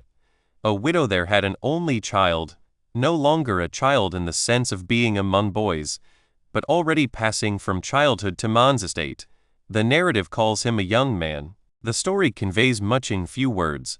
The very recital is a real lamentation. The dead man's mother, it says, was a widow. See you the weight of her misfortune. How the text briefly sets out the tragedy of her suffering. For what does the phrase mean? That she had no more hope of bearing sons, to cure the loss she had just sustained in him who had departed. For the woman was a widow. She had not in her power to look to another instead of to him who had gone, for he was her only child. And how great a grief is here expressed any one may easily see who is not an utter stranger to natural feeling. Him alone she had known in travail, him alone she had nursed at her breast. He alone made her table cheerful. He alone was the cause of brightness in her home, in play, in work, in learning, in gaiety, at processions, at sports, at gatherings of youth. He alone was all that is sweet and precious in a mother's eyes. Now at the age of marriage, he was the stock of her race, the shoot of its succession, the staff of her old age. Moreover, even the additional detail of his time of life is another lament, for he who speaks of him as a young man tells of the flower of his faded beauty, speaks of him as just covering his face with down, not yet with a full thick beard, but still bright with the beauty of his cheeks. What then, think you, were his mother's sorrows for him? How would her heart be consumed as it were with a flame? How bitterly would she prolong her lament over him, embracing the corpse as it lay before her, lengthening out her mourning for him as far as possible, so as not to hasten the funeral of the dead, but to have her fill of sorrow. Nor does the narrative pass this by, for Jesus, when he saw her, it says, had compassion, and he came and touched the bier, and they that carried him stood still, and he said to the dead, Young man, I say unto you, arise. Luke 7:13-15, and he delivered him to his mother alive. Observe that no short time had intervened since the dead man had entered upon that state. He was all but laid in the tomb. The miracle wrought by the Lord is greater, though the command is the same. 11. His miraculous power proceeds to a still more exalted act, that its display may more closely approach that miracle of the resurrection which men doubt. One of the Lord's companions and friends is ill. Lazarus is the sick man's name, and the Lord deprecates any visiting of his friend, though far away from the sick man, that in the absence of the life, death might find room and power to do his own work by the agency of disease. The Lord informs his disciples in Galilee of what has befallen Lazarus, and also of his own setting out to him to raise him up when laid low. They, however, were exceedingly afraid on account of the fury of the Jews, thinking it a difficult and dangerous matter to turn again towards Judea in the midst of those who sought to slay him. And thus, lingering and delaying, they return slowly from Galilee. But they do return, for his command prevailed, and the disciples were led by the Lord to be initiated at Bethany in the preliminary mysteries of the general resurrection. 4 days had already passed since the event. All due rites had been performed for the departed. The body was hidden in the tomb. It was probably already swollen and beginning to dissolve into corruption, as the body moldered in the dank earth and necessarily decayed. The thing was one to turn from, as the dissolved body under the constraint of nature changed to offensiveness. At this point the doubted fact of the general resurrection is brought to proof by a more manifest miracle, for one is not raised from severe sickness, nor brought back to life when at the last breath, nor is a child just dead brought to life, nor a young man about to be conveyed to the tomb released from his bier. But a man past the prime of life, a corpse, decaying, swollen, yea, already in a state of dissolution, so that even his own kinsfolk could not suffer that the Lord should draw near the tomb by reason of the offensiveness of the decayed body there enclosed, brought into life by a single call, confirms the proclamation of the resurrection, that is to say, that expectation of it as universal, which we learn by a particular experience to entertain. For as in the regeneration of the universe the Apostle tells us that the Lord himself will descend with a shout, with the voice of the archangel 1 Thessalonians 4:16, and by a trumpet sound raise up the dead to incorruption, so now too he who is in the tomb, at the voice of command, shakes off death as if it were asleep, and ridding himself from the corruption that had come upon his condition of a corpse, leaps forth from the tomb whole and sound, not even hindered in his egress by the bonds of the grave cloths round his feet and hands. 12. Are these things too small to produce faith in the resurrection of the dead? Or do you seek that your judgment on this point should be confirmed by yet other proofs?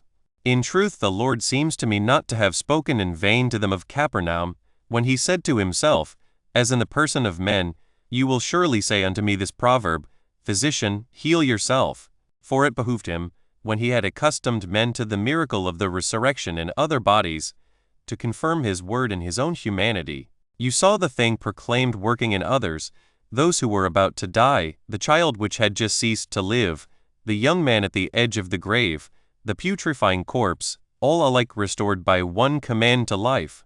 Do you seek for those who have come to death by wounds and bloodshed? Does any feebleness of life-giving power hinder the grace in them? Behold him whose hands were pierced with nails. Behold him whose side was transfixed with a spear. Pass your fingers through the print of the nails. Thrust your hand into the spear wound. You can surely guess how far within it is likely the point would reach, if you reckon the passage inwards by the breadth of the external scar, for the wound that gives admission to a man's hand shows to what depth within the iron entered. If he then has been raised, well may we utter the Apostle's exclamation, How say some that there is no resurrection of the dead? 1 Corinthians 15:12, 13. Since, then, every prediction of the Lord is shown to be true by the testimony of events, while we not only have learned this by his words, but also received the proof of the promise indeed, from those very persons who returned to life by resurrection, what occasion is left to those who disbelieve? Shall we not bid farewell to those who pervert our simple faith by philosophy and vain deceit? Colossians 2:8, and hold fast to our confession in its purity, learning briefly through the prophet the mode of the grace, by his words, You shall take away their breath, and they shall fail, and turn to their dust. You shall send forth your Spirit, and they shall be created, and you shall renew the face of the earth. At which time also he says that the Lord rejoices in his works, sinners having perished from the earth. For how shall any one be called by the name of sin, when sin itself exists no longer? Romans 26. That the resurrection is not beyond probability. 1. There are, however, some who, owing to the feebleness of human reasoning, judging the divine power by the compass of our own, maintain that what is beyond our capacity is not possible even to God. They point to the disappearance of the dead of old time, and to the remains of those who have been reduced to ashes by fire, and further, besides these, they bring forward in idea the carnivorous beasts, and the fish that receives in its own body the flesh of the shipwrecked sailor, while this again in turn becomes food for men, and passes by digestion into the bulk of him who eats it, and they rehearse many such trivialities, unworthy of God's great power and authority, for the overthrow of the doctrine, arguing as though God were not able to restore to man his own, by return through the same ways. 2. But we briefly cut short their long circuits of logical folly by acknowledging that dissolution of the body into its component parts does take place, and not only does earth, according to the divine word, return to earth, but air and moisture also revert to the kindred element, and there takes place a return of each of our components to that nature to which it is allied. And although the human body be dispersed among carnivorous birds, or among the most savage beasts by becoming their food, and although it pass beneath the teeth of fish, and although it be changed by fire into vapor and dust, wheresoever one may in argument suppose the man to be removed, he surely remains in the world, and the world, the voice of inspiration tells us, is held by the hand of God. If you, then, are not ignorant of any of the things in your hand, do you deem the knowledge of God to be feebler than your own power, that it should fail to discover the most minute of the things that are within the compass of the divine span? Romans 27. That it is possible, when the human body is dissolved into the elements of the universe, that each should have his own body restored from the common source. 1. Yet it may be you think, having regard to the elements of the universe, that it is a hard thing when the air in us has been resolved into its kindred element, and the warmth, and moisture, and the earthy nature have likewise been mingled with their own kind, that from the common source there should return to the individual what belongs to itself. 2. Do you not then judge by human examples that even this does not surpass the limits of the divine power? You have seen surely somewhere among the habitations of men a common herd of some kind of animals collected from every quarter, yet when it is again divided among its owners, acquaintance with their homes and the marks put upon the cattle serve to restore to each his own. If you conceive of yourself also something like to this, you will not be far from the right way. For as the soul is disposed to cling to and long for the body that has been wedded to it, there also attaches to it in secret a certain close relationship and power of recognition, in virtue of their commixture, as though some marks had been imprinted by nature, by the aid of which the community remains unconfused, separated by the distinctive signs. Now as the soul attracts again to itself that which is its own and properly belongs to it, what labor, I pray you, that is involved for the divine power, could be a hindrance to concourse of kindred things when they are urged to their own place by the unspeakable attraction of nature, whatever it may be? For that some signs of our compound nature remain in the soul even after dissolution is shown by the dialogue in Hades Luke 16:24-31, where the bodies had been conveyed to the tomb, but some bodily tokens still remained in the souls by which both Lazarus was recognized and the rich man was not unknown. 3. There is therefore nothing beyond probability in believing that in the bodies that rise again there will be a return from the common stock to the individual, especially for any one who examines our nature with careful attention. For neither does our being consist altogether in flux and change, for surely that which had by nature no stability would be absolutely incomprehensible. But according to the more accurate statement, some one of our constituent parts is stationary while the rest goes through a process of alteration, for the body is on the one hand altered by way of growth and diminution, changing, like garments, the vesture of its successive statures, while the form, on the other hand, remains in itself unaltered through every change, not varying from the marks once imposed upon it by nature, but appearing with its own tokens of identity in all the changes which the body undergoes. 4. We must accept, however, from this statement the change which happens to the form as the result of disease, for the deformity of sickness takes possession of the form like some strange mask, and when this is removed by the word, as in the case of Naaman the Syrian, or of those whose story is recorded in the Gospel, the form that had been hidden by disease is once more by means of health restored to sight again with its own marks of identity. 5. Now to the element of our soul which is in the likeness of God, it is not that which is subject to flux and change by way of alteration, but this stable and unalterable element in our composition that is allied. And since various differences of combination produce varieties of forms, and combination is nothing else than the mixture of the elements, by elements we mean those which furnish the substratum for the making of the universe, of which the human body also is composed, while the form necessarily remains in the soul as in the impression of a seal. Those things which have received from the seal the impression of its stamp do not fail to be recognized by the soul, but at the time of the world reformation, it receives back to itself all those things which correspond to the stamp of the form, and surely all those things would so correspond which in the beginning were stamped by the form, Thus it is not beyond probability that what properly belongs to the individual should once more return to it from the common source. 6. It is said also that quicksilver, if poured out from the vessel that contains it down a dusty slope, forms small globules, and scatters itself over the ground, mingling with none of those bodies with which it meets. But if one should collect at one place the substance dispersed in many directions, it flows back to its kindred substance, if not hindered by anything intervening from mixing with its own kind. Something of the same sort, I think, we ought to understand also of the composite nature of man, that if only the power were given it of God, the proper parts would spontaneously unite with those belonging to them, without any obstruction on their account arising to him who reforms their nature. 7. Furthermore, in the case of plants that grow from the ground, we do not observe any labor on the part of nature spent on the wheat or millet or any other seed of grain or pulse, in changing it into stalk or spike or ears, for the proper nourishment passes spontaneously, without trouble from the common source, to the individuality of each of the seeds. If, then, while the moisture supplied to all the plants is common, each of those plants which is nourished by it draws the due supply for its own growth, what new thing is it if in the doctrine of the resurrection also, as in the case of the seeds, it happens that there is an attraction on the part of each of those who rise, of what belongs to himself? 8. So that we may learn on all hands, that the preaching of the resurrection contains nothing beyond those facts which are known to us experimentally. 9. And yet we have said nothing of the most notable point concerning ourselves, I mean the first beginning of our existence.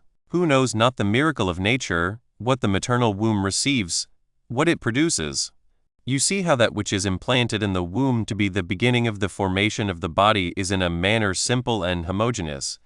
But what language can express the variety of the composite body that is framed? And who, if he did not learn such a thing in nature generally, would think that to be possible which does take place, that small thing of no account is the beginning of a thing so great? Great, I say, not only with regard to the bodily formation, but to what is more marvelous than this, I mean the soul itself and the attributes we behold in it. Romans 28.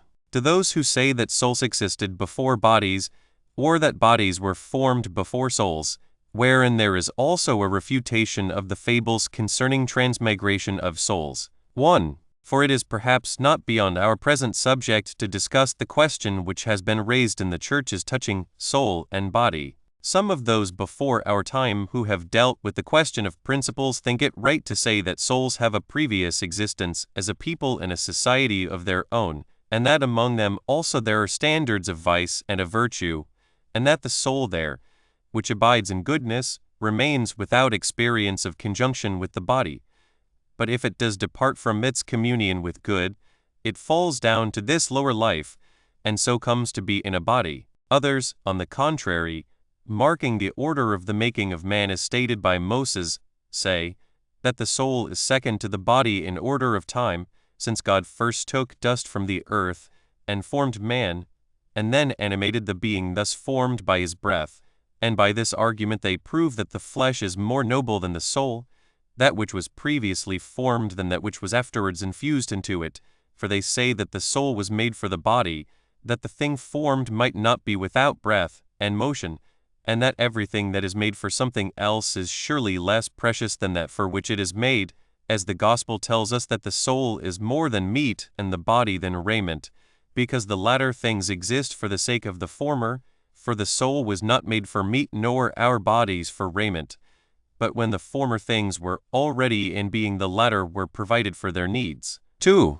Since then the doctrine involved in both these theories is open to criticism, the doctrine alike of those who ascribe to souls a fabulous pre-existence in a special state, and of those who think they were created at a later time than the bodies, it is perhaps necessary to leave none of the statements contained in the doctrines without examination, yet to engage and wrestle with the doctrines on each side completely, and to reveal all the absurdities involved in the theories, would need a large expenditure both of argument and of time.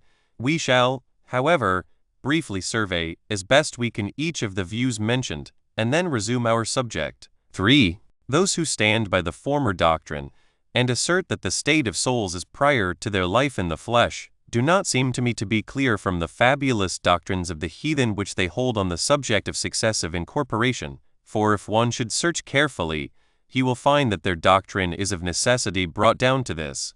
They tell us that one of their sages said that he, being one and the same person, was born a man, and afterwards assumed the form of a woman, and flew about with the birds, and grew as a bush, and obtained the life of an aquatic creature. And he who said these things of himself did not, so far as I can judge, go far from the truth.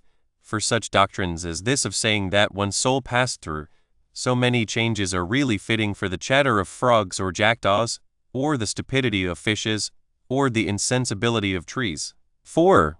And of such absurdity the cause is this: the supposition of the pre-existence of souls for the first principle of such doctrine leads on the argument by consequence to the next and adjacent stage, until it astonishes us by reaching this point.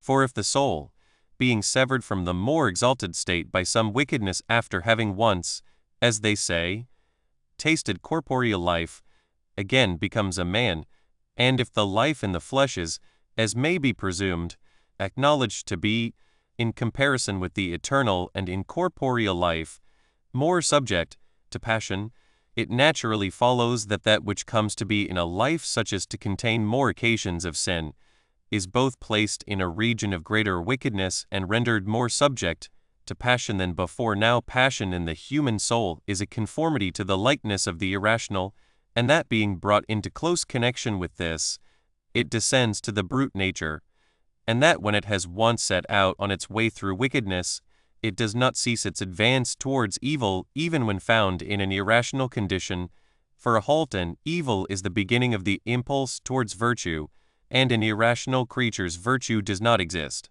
Thus it will of necessity be continually changed for the worse, always proceeding to what is more degraded, and always finding out what is worse than the nature in which it is. And just as the sensible nature is lower than the rational, so too there is a descent from this to the insensible. 5. Now so far in its course their doctrine, even if it does overstep the bounds of truth, at all events derives one absurdity from another by a kind of logical sequence, but from this point onwards their teaching takes the form of incoherent fable. Strict inference points to the complete destruction of the soul, for that which has once fallen from the exalted state will be unable to halt at any measure of wickedness, but will pass by means of its relation with the passions from rational to irrational, and from the latter state will be transferred to the insensibility of plants, and on the insensible their borders, so to say, the inanimate, and on this again follows the non-existent, so that absolutely by this train of reasoning they will have the soul to pass into nothing. Thus a return once more to the better state is impossible for it, and yet they make the soul return from a bush to the man. They therefore prove that the life in a bush is more precious than an incorporeal state. 6. It has been shown that the process of deterioration which takes place in the soul will probably be extended downwards, and lower than the insensible we find the inanimate, to which, by consequence, the principle of their doctrine brings the soul. But as they will not have this, they either exclude the soul from insensibility, or, if they are to bring it back to human life, they must, as has been said, declare the life of a tree to be preferable to the original state, if, that is, the fall towards vice took place from the one, and the return towards virtue takes place from the other. 7. Thus this doctrine of theirs, which maintains that souls have a life by themselves before their life in the flesh, and that they are by reason of wickedness bound to their bodies, is shown to have neither beginning nor conclusion. And as for those who assert that the soul is of later creation than the body, their absurdity was already demonstrated above. 8. The doctrine of both, then, is equally to be rejected. But I think that we ought to direct our own doctrine in the way of truth between these theories. And this doctrine is that we are not to suppose, according to the error of the heathen, that the souls that revolve with the motion of the universe weighed down by some wickedness, fall to earth by inability to keep up with the swiftness of the motion of the spheres. Romans 29, An establishment of the doctrine that the cause of the existence of soul and body is one and the same. 1. Nor again are we in our doctrine to begin by making up man like a clay figure, and to say that the soul came into being for the sake of this. For surely in that case the intellectual nature would be shown to be less precious than the clay figure.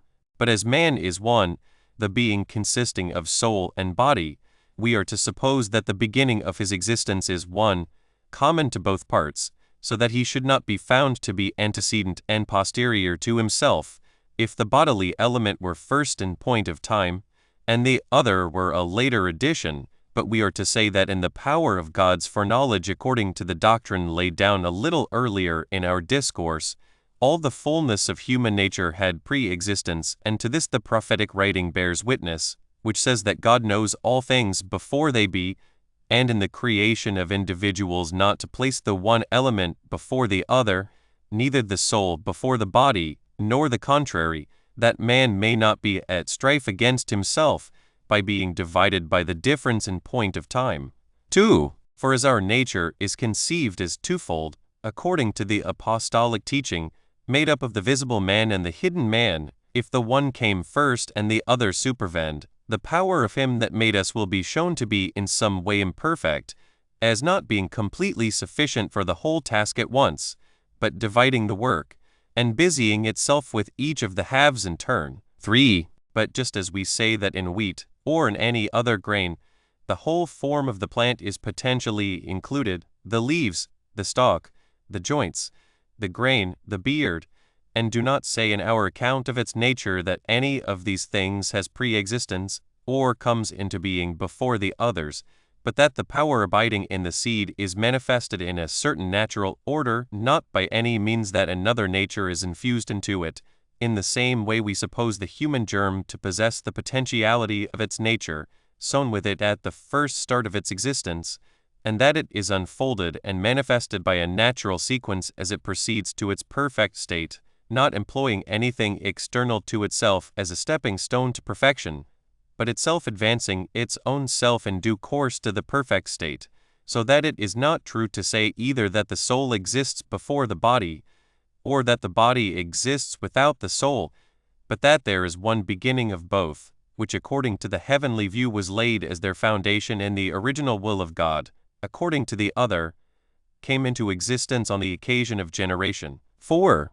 For as we cannot discern the articulation of the limbs in that which is implanted for the conception of the body before it begins to take form, so neither is it possible to perceive in the same the properties of the soul before they advance to operation, and just as no one would doubt that the thing so implanted is fashioned into the different varieties of limbs and interior organs, not by the importation of any other power from without, but by the power which resides in it transforming it to this manifestation of energy, so also we may by like reasoning equally suppose in the case of the soul that even if it is not visibly recognized by any manifestations of activity, it none the less is there, for even the form of the future man is there potentially, but is concealed because it is not possible that it should be made visible before the necessary sequence of events allows it.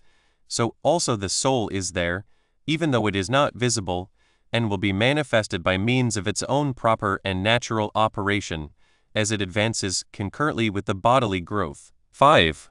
For since it is not from a dead body that the potentiality for conception is secreted, but from one which is animate and alive, we hence affirm that it is reasonable that we should not suppose that what is sent forth from a living body to be the occasion of life is itself dead and inanimate, for in the flesh that which is inanimate is surely dead, and the condition of death arises by the withdrawal of the soul. Would not one therefore in this case be asserting that withdrawal is antecedent to possession, if, that is, he should maintain that the inanimate state which is the condition of death is antecedent to the soul?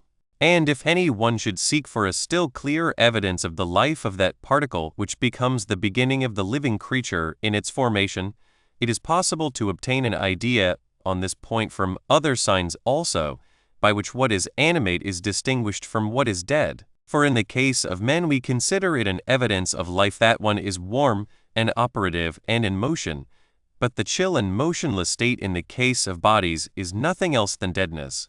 6. Since then we see that of which we are speaking to be warm and operative, we thereby draw the further inference that it is not inanimate, but as, in respect of its corporeal part, we do not say that it is flesh, and bones, and hair, and all that we observe in the human being, but that potentially it is each of these things, yet does not visibly appear to be so. So also of the part which belongs to the soul, the elements of rationality, and desire, and anger, and all the powers of the soul are not yet visible, yet we assert that they have their place in it, and that the energies of the soul also grow with the subject in a manner similar to the formation and perfection of the body. 7. For just as a man when perfectly developed has a specially marked activity of the soul, so at the beginning of his existence he shows in himself that cooperation of the soul which is suitable and conformable to his existing need, in its preparing for itself its proper dwelling place by means of the implanted matter, for we do not suppose it possible that the soul is adapted to a strange building, just as it is not possible that the seal impressed on wax should be fitted to an engraving that does not agree with it. 8. For as the body proceeds from a very small original to the perfect state, so also the operation of the soul, growing in correspondence with the subject, gains and increases with it. For at its first formation there comes first of all its power of growth and nutriment alone, as though it were some root buried in the ground, for the limited nature of the recipient does not admit of more. Then, as the plant comes forth to the light and shows its shoot to the sun, the gift of sensibility blossoms in addition, but when at last it is ripened and has grown up to its proper height, the power of reason begins to shine forth like a fruit, not appearing in its whole vigor all at once, but by care increasing with the perfection of the instrument, bearing always as much fruit as the powers of the subject allow. 9. If, however, you seek to trace the operation of the soul in the formation of the body, take heed to yourself. Deuteronomy 4:23, as Moses says, and you will read, as in a book, the history of the works of the soul, for nature itself expounds to you, more clearly than any discourse, the varied occupations of the soul in the body, alike in general and in particular acts of construction. 10. But I deem it superfluous to declare at length in words what is to be found in ourselves, as though we were expounding some wonder that lay beyond our boundaries. Who that looks on himself needs words to teach him his own nature? For it is possible for one who considers the mode of his own life, and learns how closely concerned the body is in every vital operation, to know in what the vegetative principle of the soul was occupied on the occasion of the first formation of that which was beginning its existence, so that hereby also it is clear to those who have given any attention to the matter, that the thing which was implanted by separation from the living body for the production of the living being was not a thing dead or inanimate in the laboratory of nature. 11. Moreover, we plant in the ground the kernels of fruits, and portions torn from roots, not deprived by death of the vital power which naturally resides in them, but preserving in themselves, hidden indeed, yet surely living, the property of their prototype. The earth that surrounds them does not implant such a power from without, infusing it from itself, for surely then even dead wood would proceed to growth, but it makes that manifest which resides in them, nourishing it by its own moisture, perfecting the plant into root, and bark, and pith, and shoots of branches, which could not happen were not a natural power implanted with it, which drawing to itself from its surroundings its kindred and proper nourishment, becomes a bush, or a tree, or an ear of grain, or some plant of the class of shrubs. XXX. A brief examination of the construction of our bodies from a medical point of view. 1. Now the exact structure of our body each man teaches himself by his experiences of sight, and light, and perception, having his own nature to instruct him. Any one too may learn everything accurately who takes up the researches which those skilled in such matters have worked out in books. And of these writers some learned by dissection the position of our individual organs, others also considered and expounded the reason for the existence of all the parts of the body, so that the knowledge of the human frame which hence results is sufficient for students. But if any one further seeks that the Church should be his teacher on all these points, so that he may not need for anything the voice of those without, for this is the want of the spiritual sheep, as the Lord says, that they hear not a strange voice, We shall briefly take in hand the account of these matters also. 2. We note concerning our bodily nature 3 things, for the sake of which our particular parts were formed. Life is the cause of some, good life of others. Others again are adapted with a view to the succession of descendants. All things in us which are of such a kind that without them it is not possible that human life should exist, we consider as being in 3 parts: in the brain, the heart, and the liver. Again, all that are a sort of additional blessings, nature's liberality, whereby she bestows on man the gift of living well, are the organs of sense. For such things do not constitute our life, since even where some of them are wanting, man is often none the less in a condition of life. But without these forms of activity it is impossible to enjoy participation in the pleasures of life. The third aim regards the future and the succession of life. There are also certain other organs besides these, which help, in common with all the others, to subserve the continuance of life, importing by their own means the proper supplies, as the stomach and the lungs, the latter fanning by respiration the fire at the heart, the former introducing the nourishment for the internal organs. 3. Our structure, then, being thus divided, we have carefully to mark that our faculty for life is not supported in any one way by some single organ, but nature, while distributing the means for our existence among several parts, makes the contribution of each individual necessary for the whole, just as the things which nature contrives for the security and beauty of life are also numerous and differ much among themselves. 4. We ought, however, I think, first to discuss briefly the first beginnings of the things which contribute to the constitution of our life. As for the material of the whole body which serves as a common substratum for the particular members, it may for the present be left without remark, for a discussion as to natural substance in general will not be of any assistance to our purpose with regard to the consideration of the parts. 5.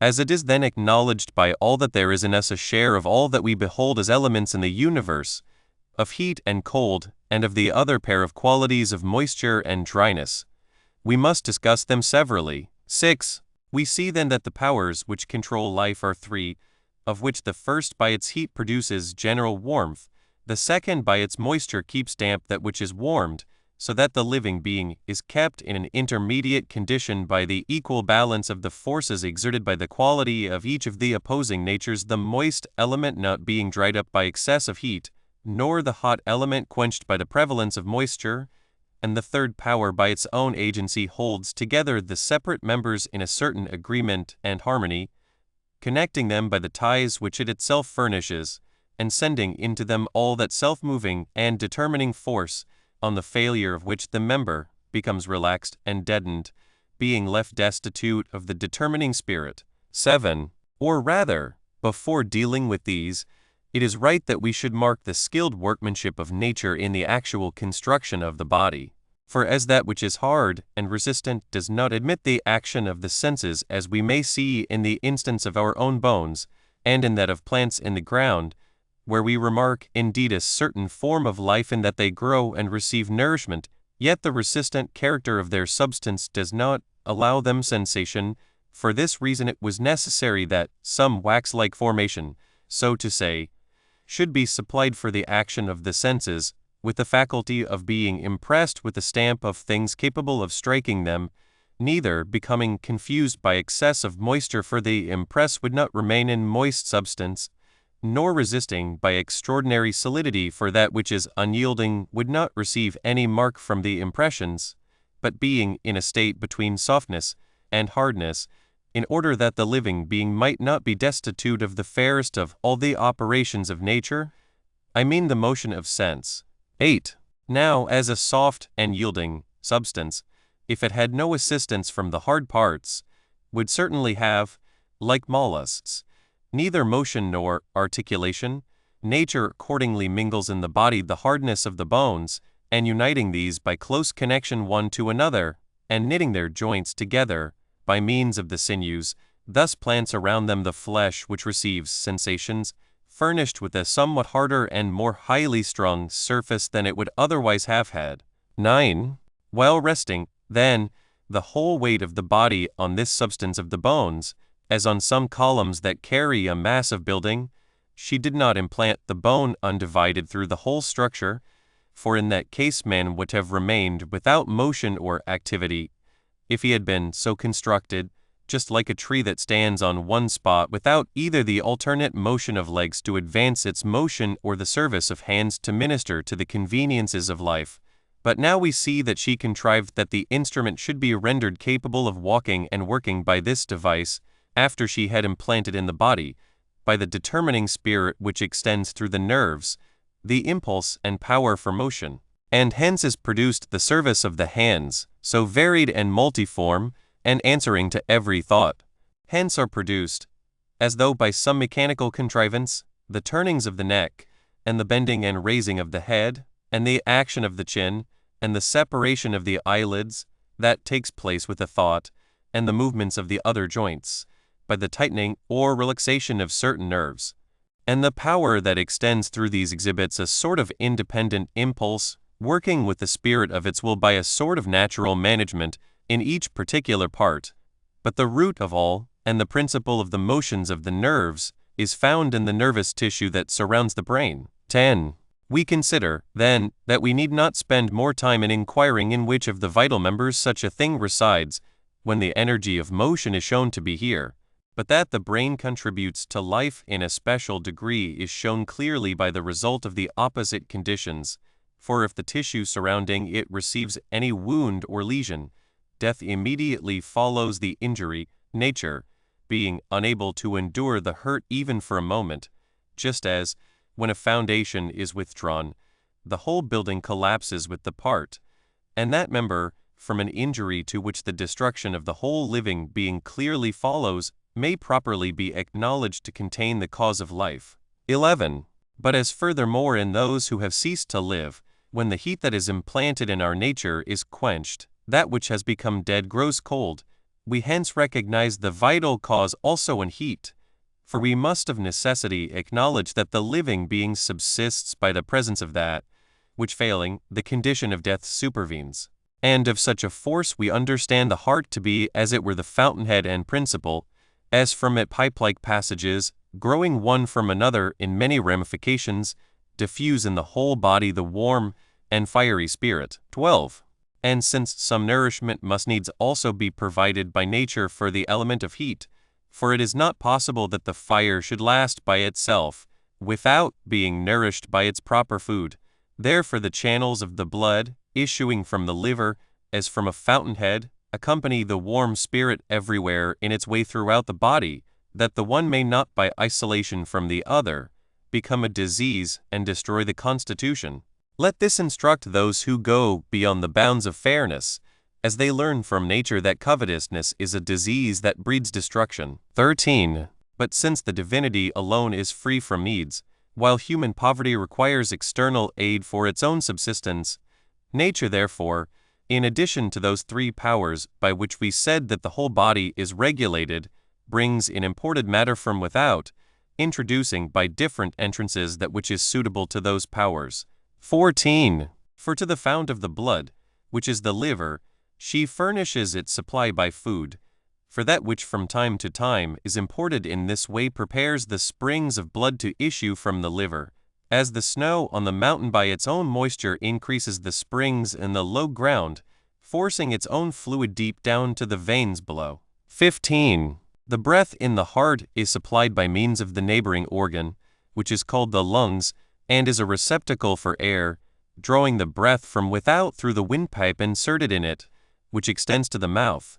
The heart being placed in the midst of this organ and itself, also moving incessantly in imitation of the action of the ever-moving fire, draws to itself, somewhat as the bellows do in the forges, a supply from the adjacent air, filling its recesses by dilatation, and while it fans its own fiery element, breathes upon the adjoining tubes, and this it does not cease to do, drawing the external air into its own recesses by dilatation, and by compression infusing the air from itself into the tubes. 16.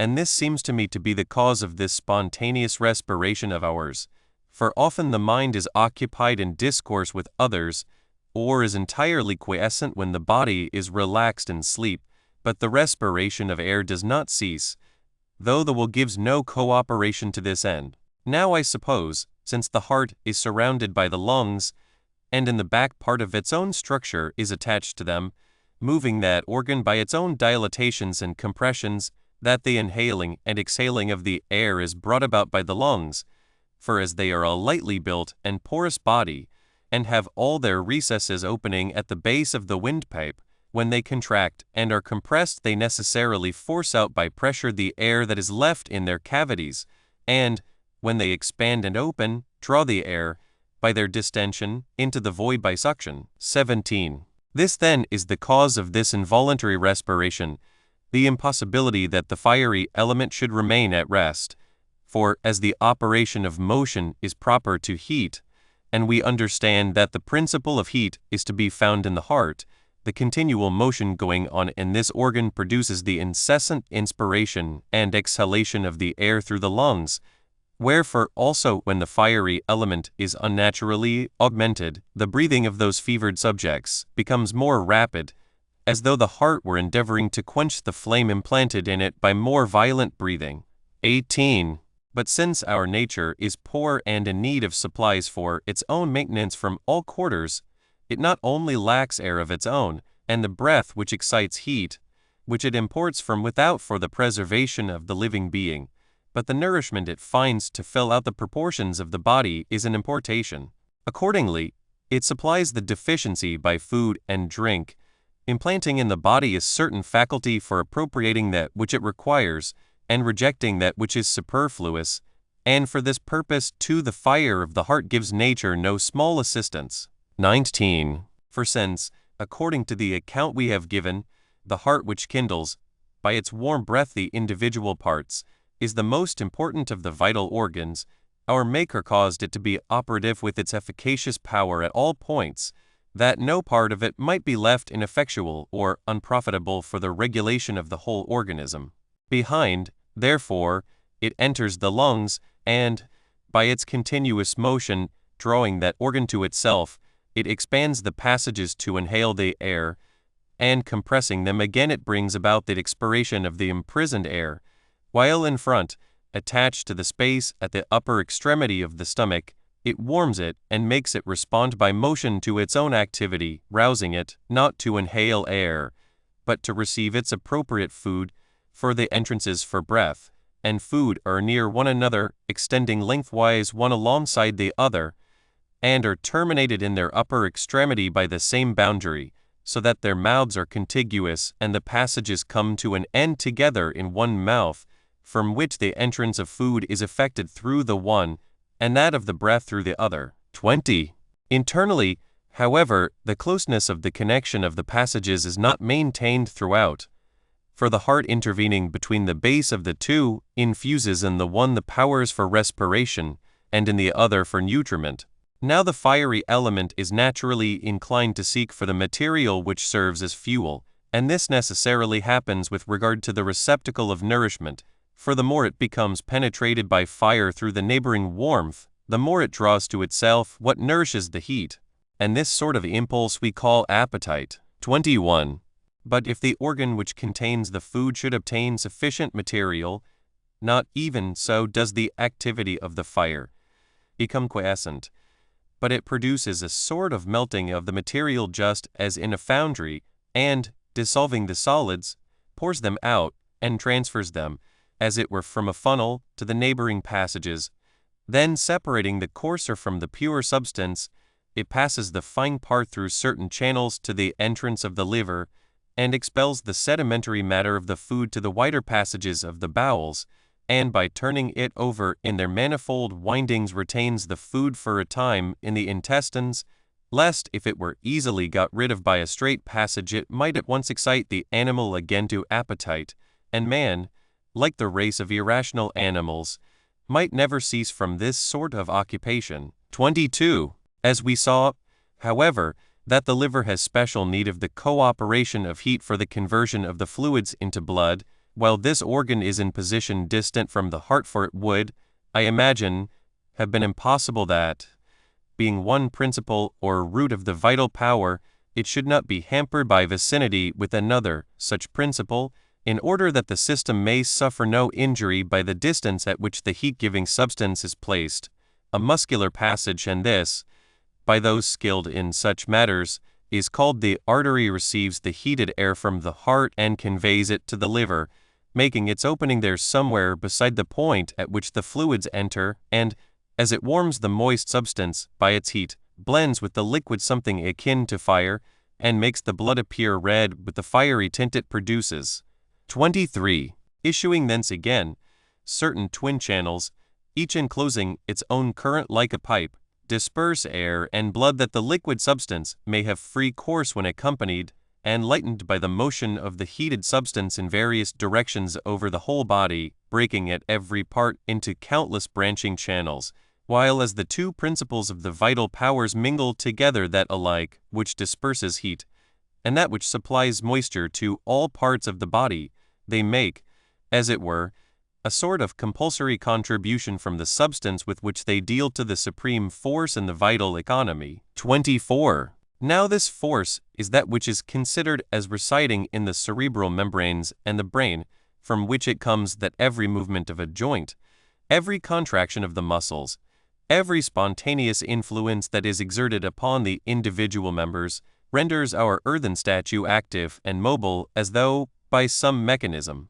For the most pure form of heat and the most subtle form of liquid, being united by their respective forces through a process of mixture and combination, nourish and sustain by their moisture the brain, and hence in turn, being rarefied to the most pure condition, the exhalation that proceeds from that organ anoints the membrane which encloses the brain, which, reaching from above downwards like a pipe, extending through the successive vertebrae, is itself, and the marrow which is contained in it conterminous with the base of the spine, itself giving like a charioteer the impulse and power to all the meeting points of bones and joints, and to the branches of the muscles, for the motion or rest of the particular parts. 25. For this cause too it seems to me that it has been granted a more secure defense, being distinguished, in the head, by a double shelter of bones round about, and in the vertebrae of the neck by the bulwarks formed by the projections of the spine, as well as by the diversified interlacings of the very form of those vertebrae,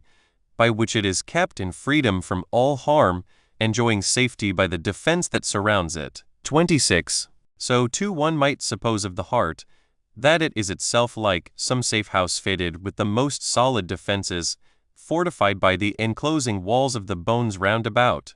For in rear there is the spine, strengthened on either side by the shoulder blades, and on each flank the enfolding position of the ribs makes that which is in the midst between them difficult to injure, while in front the breastbone and the juncture of the collarbone serve as a defense, that its safety may be guarded at all points from external causes of danger. 27.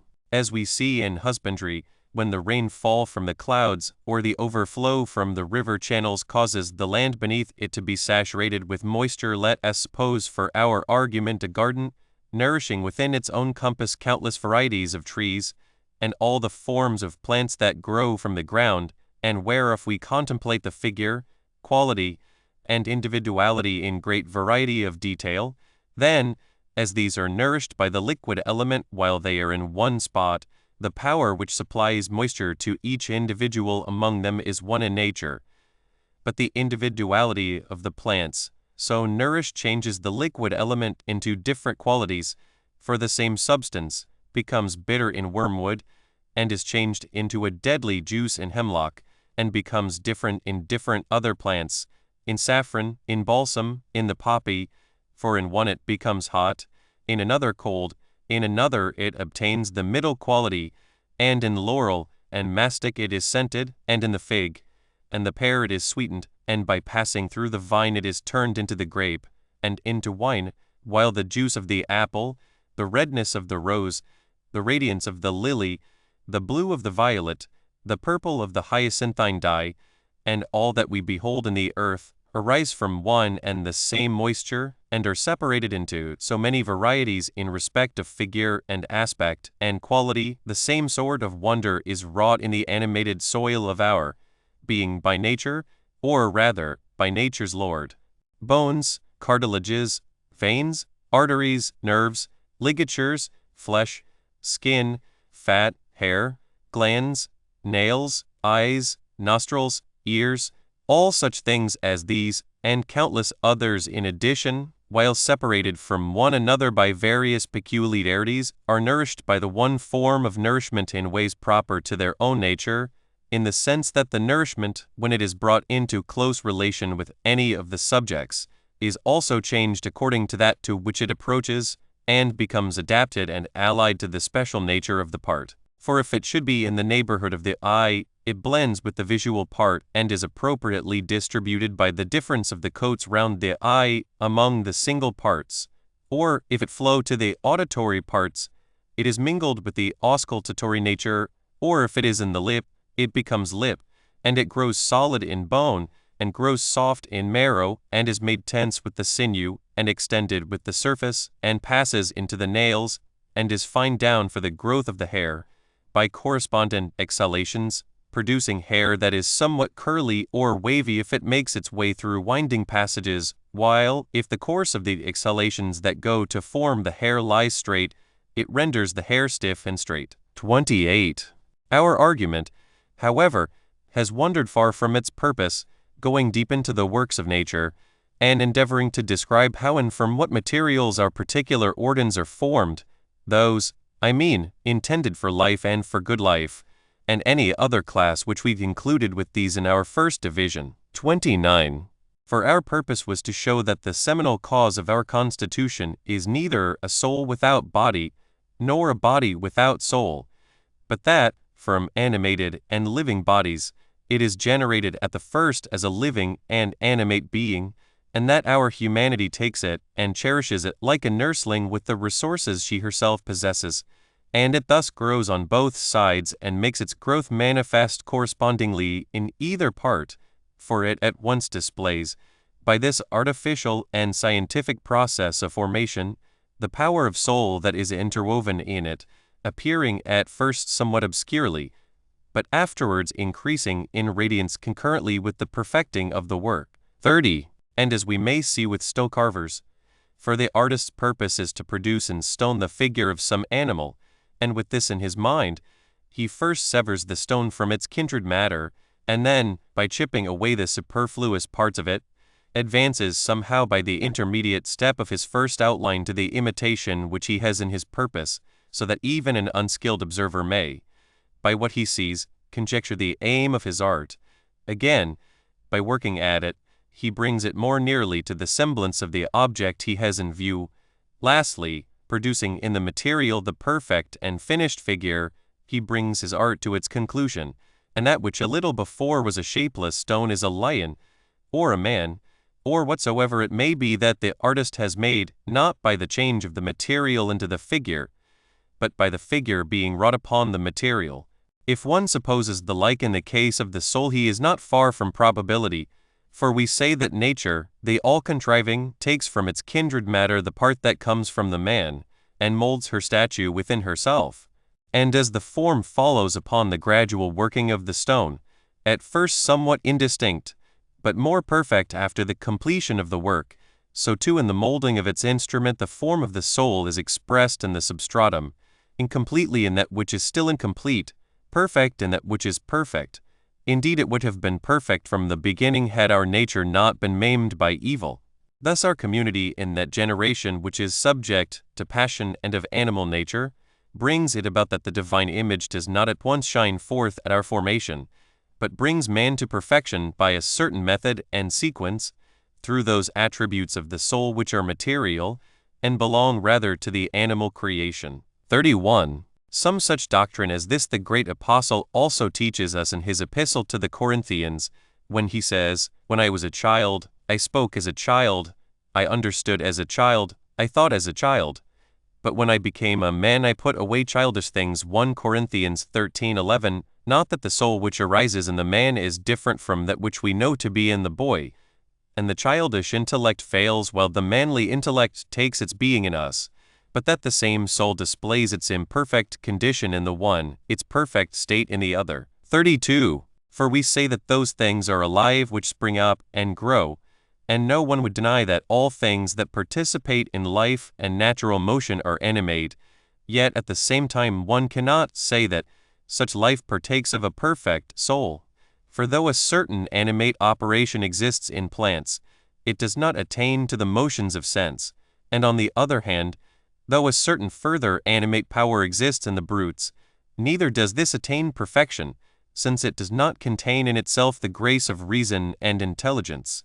33. And even so we say that the true and perfect soul is the human soul, recognized by every operation, and anything else that shares in life we call animate by a sort of customary misuse of language, because in these cases the soul does not exist in a perfect condition, but only certain parts of the operation of the soul, which in man also according to Moses' mystical account of man's origin we learn to have accrued when he made himself like this sensuous world.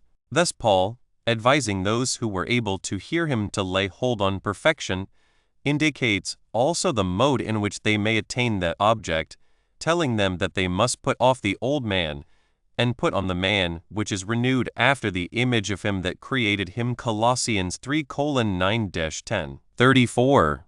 Now may we all return to that divine grace in which God at the first created man, when he said, "Let us make man in our image and likeness," to whom be glory and might forever and ever.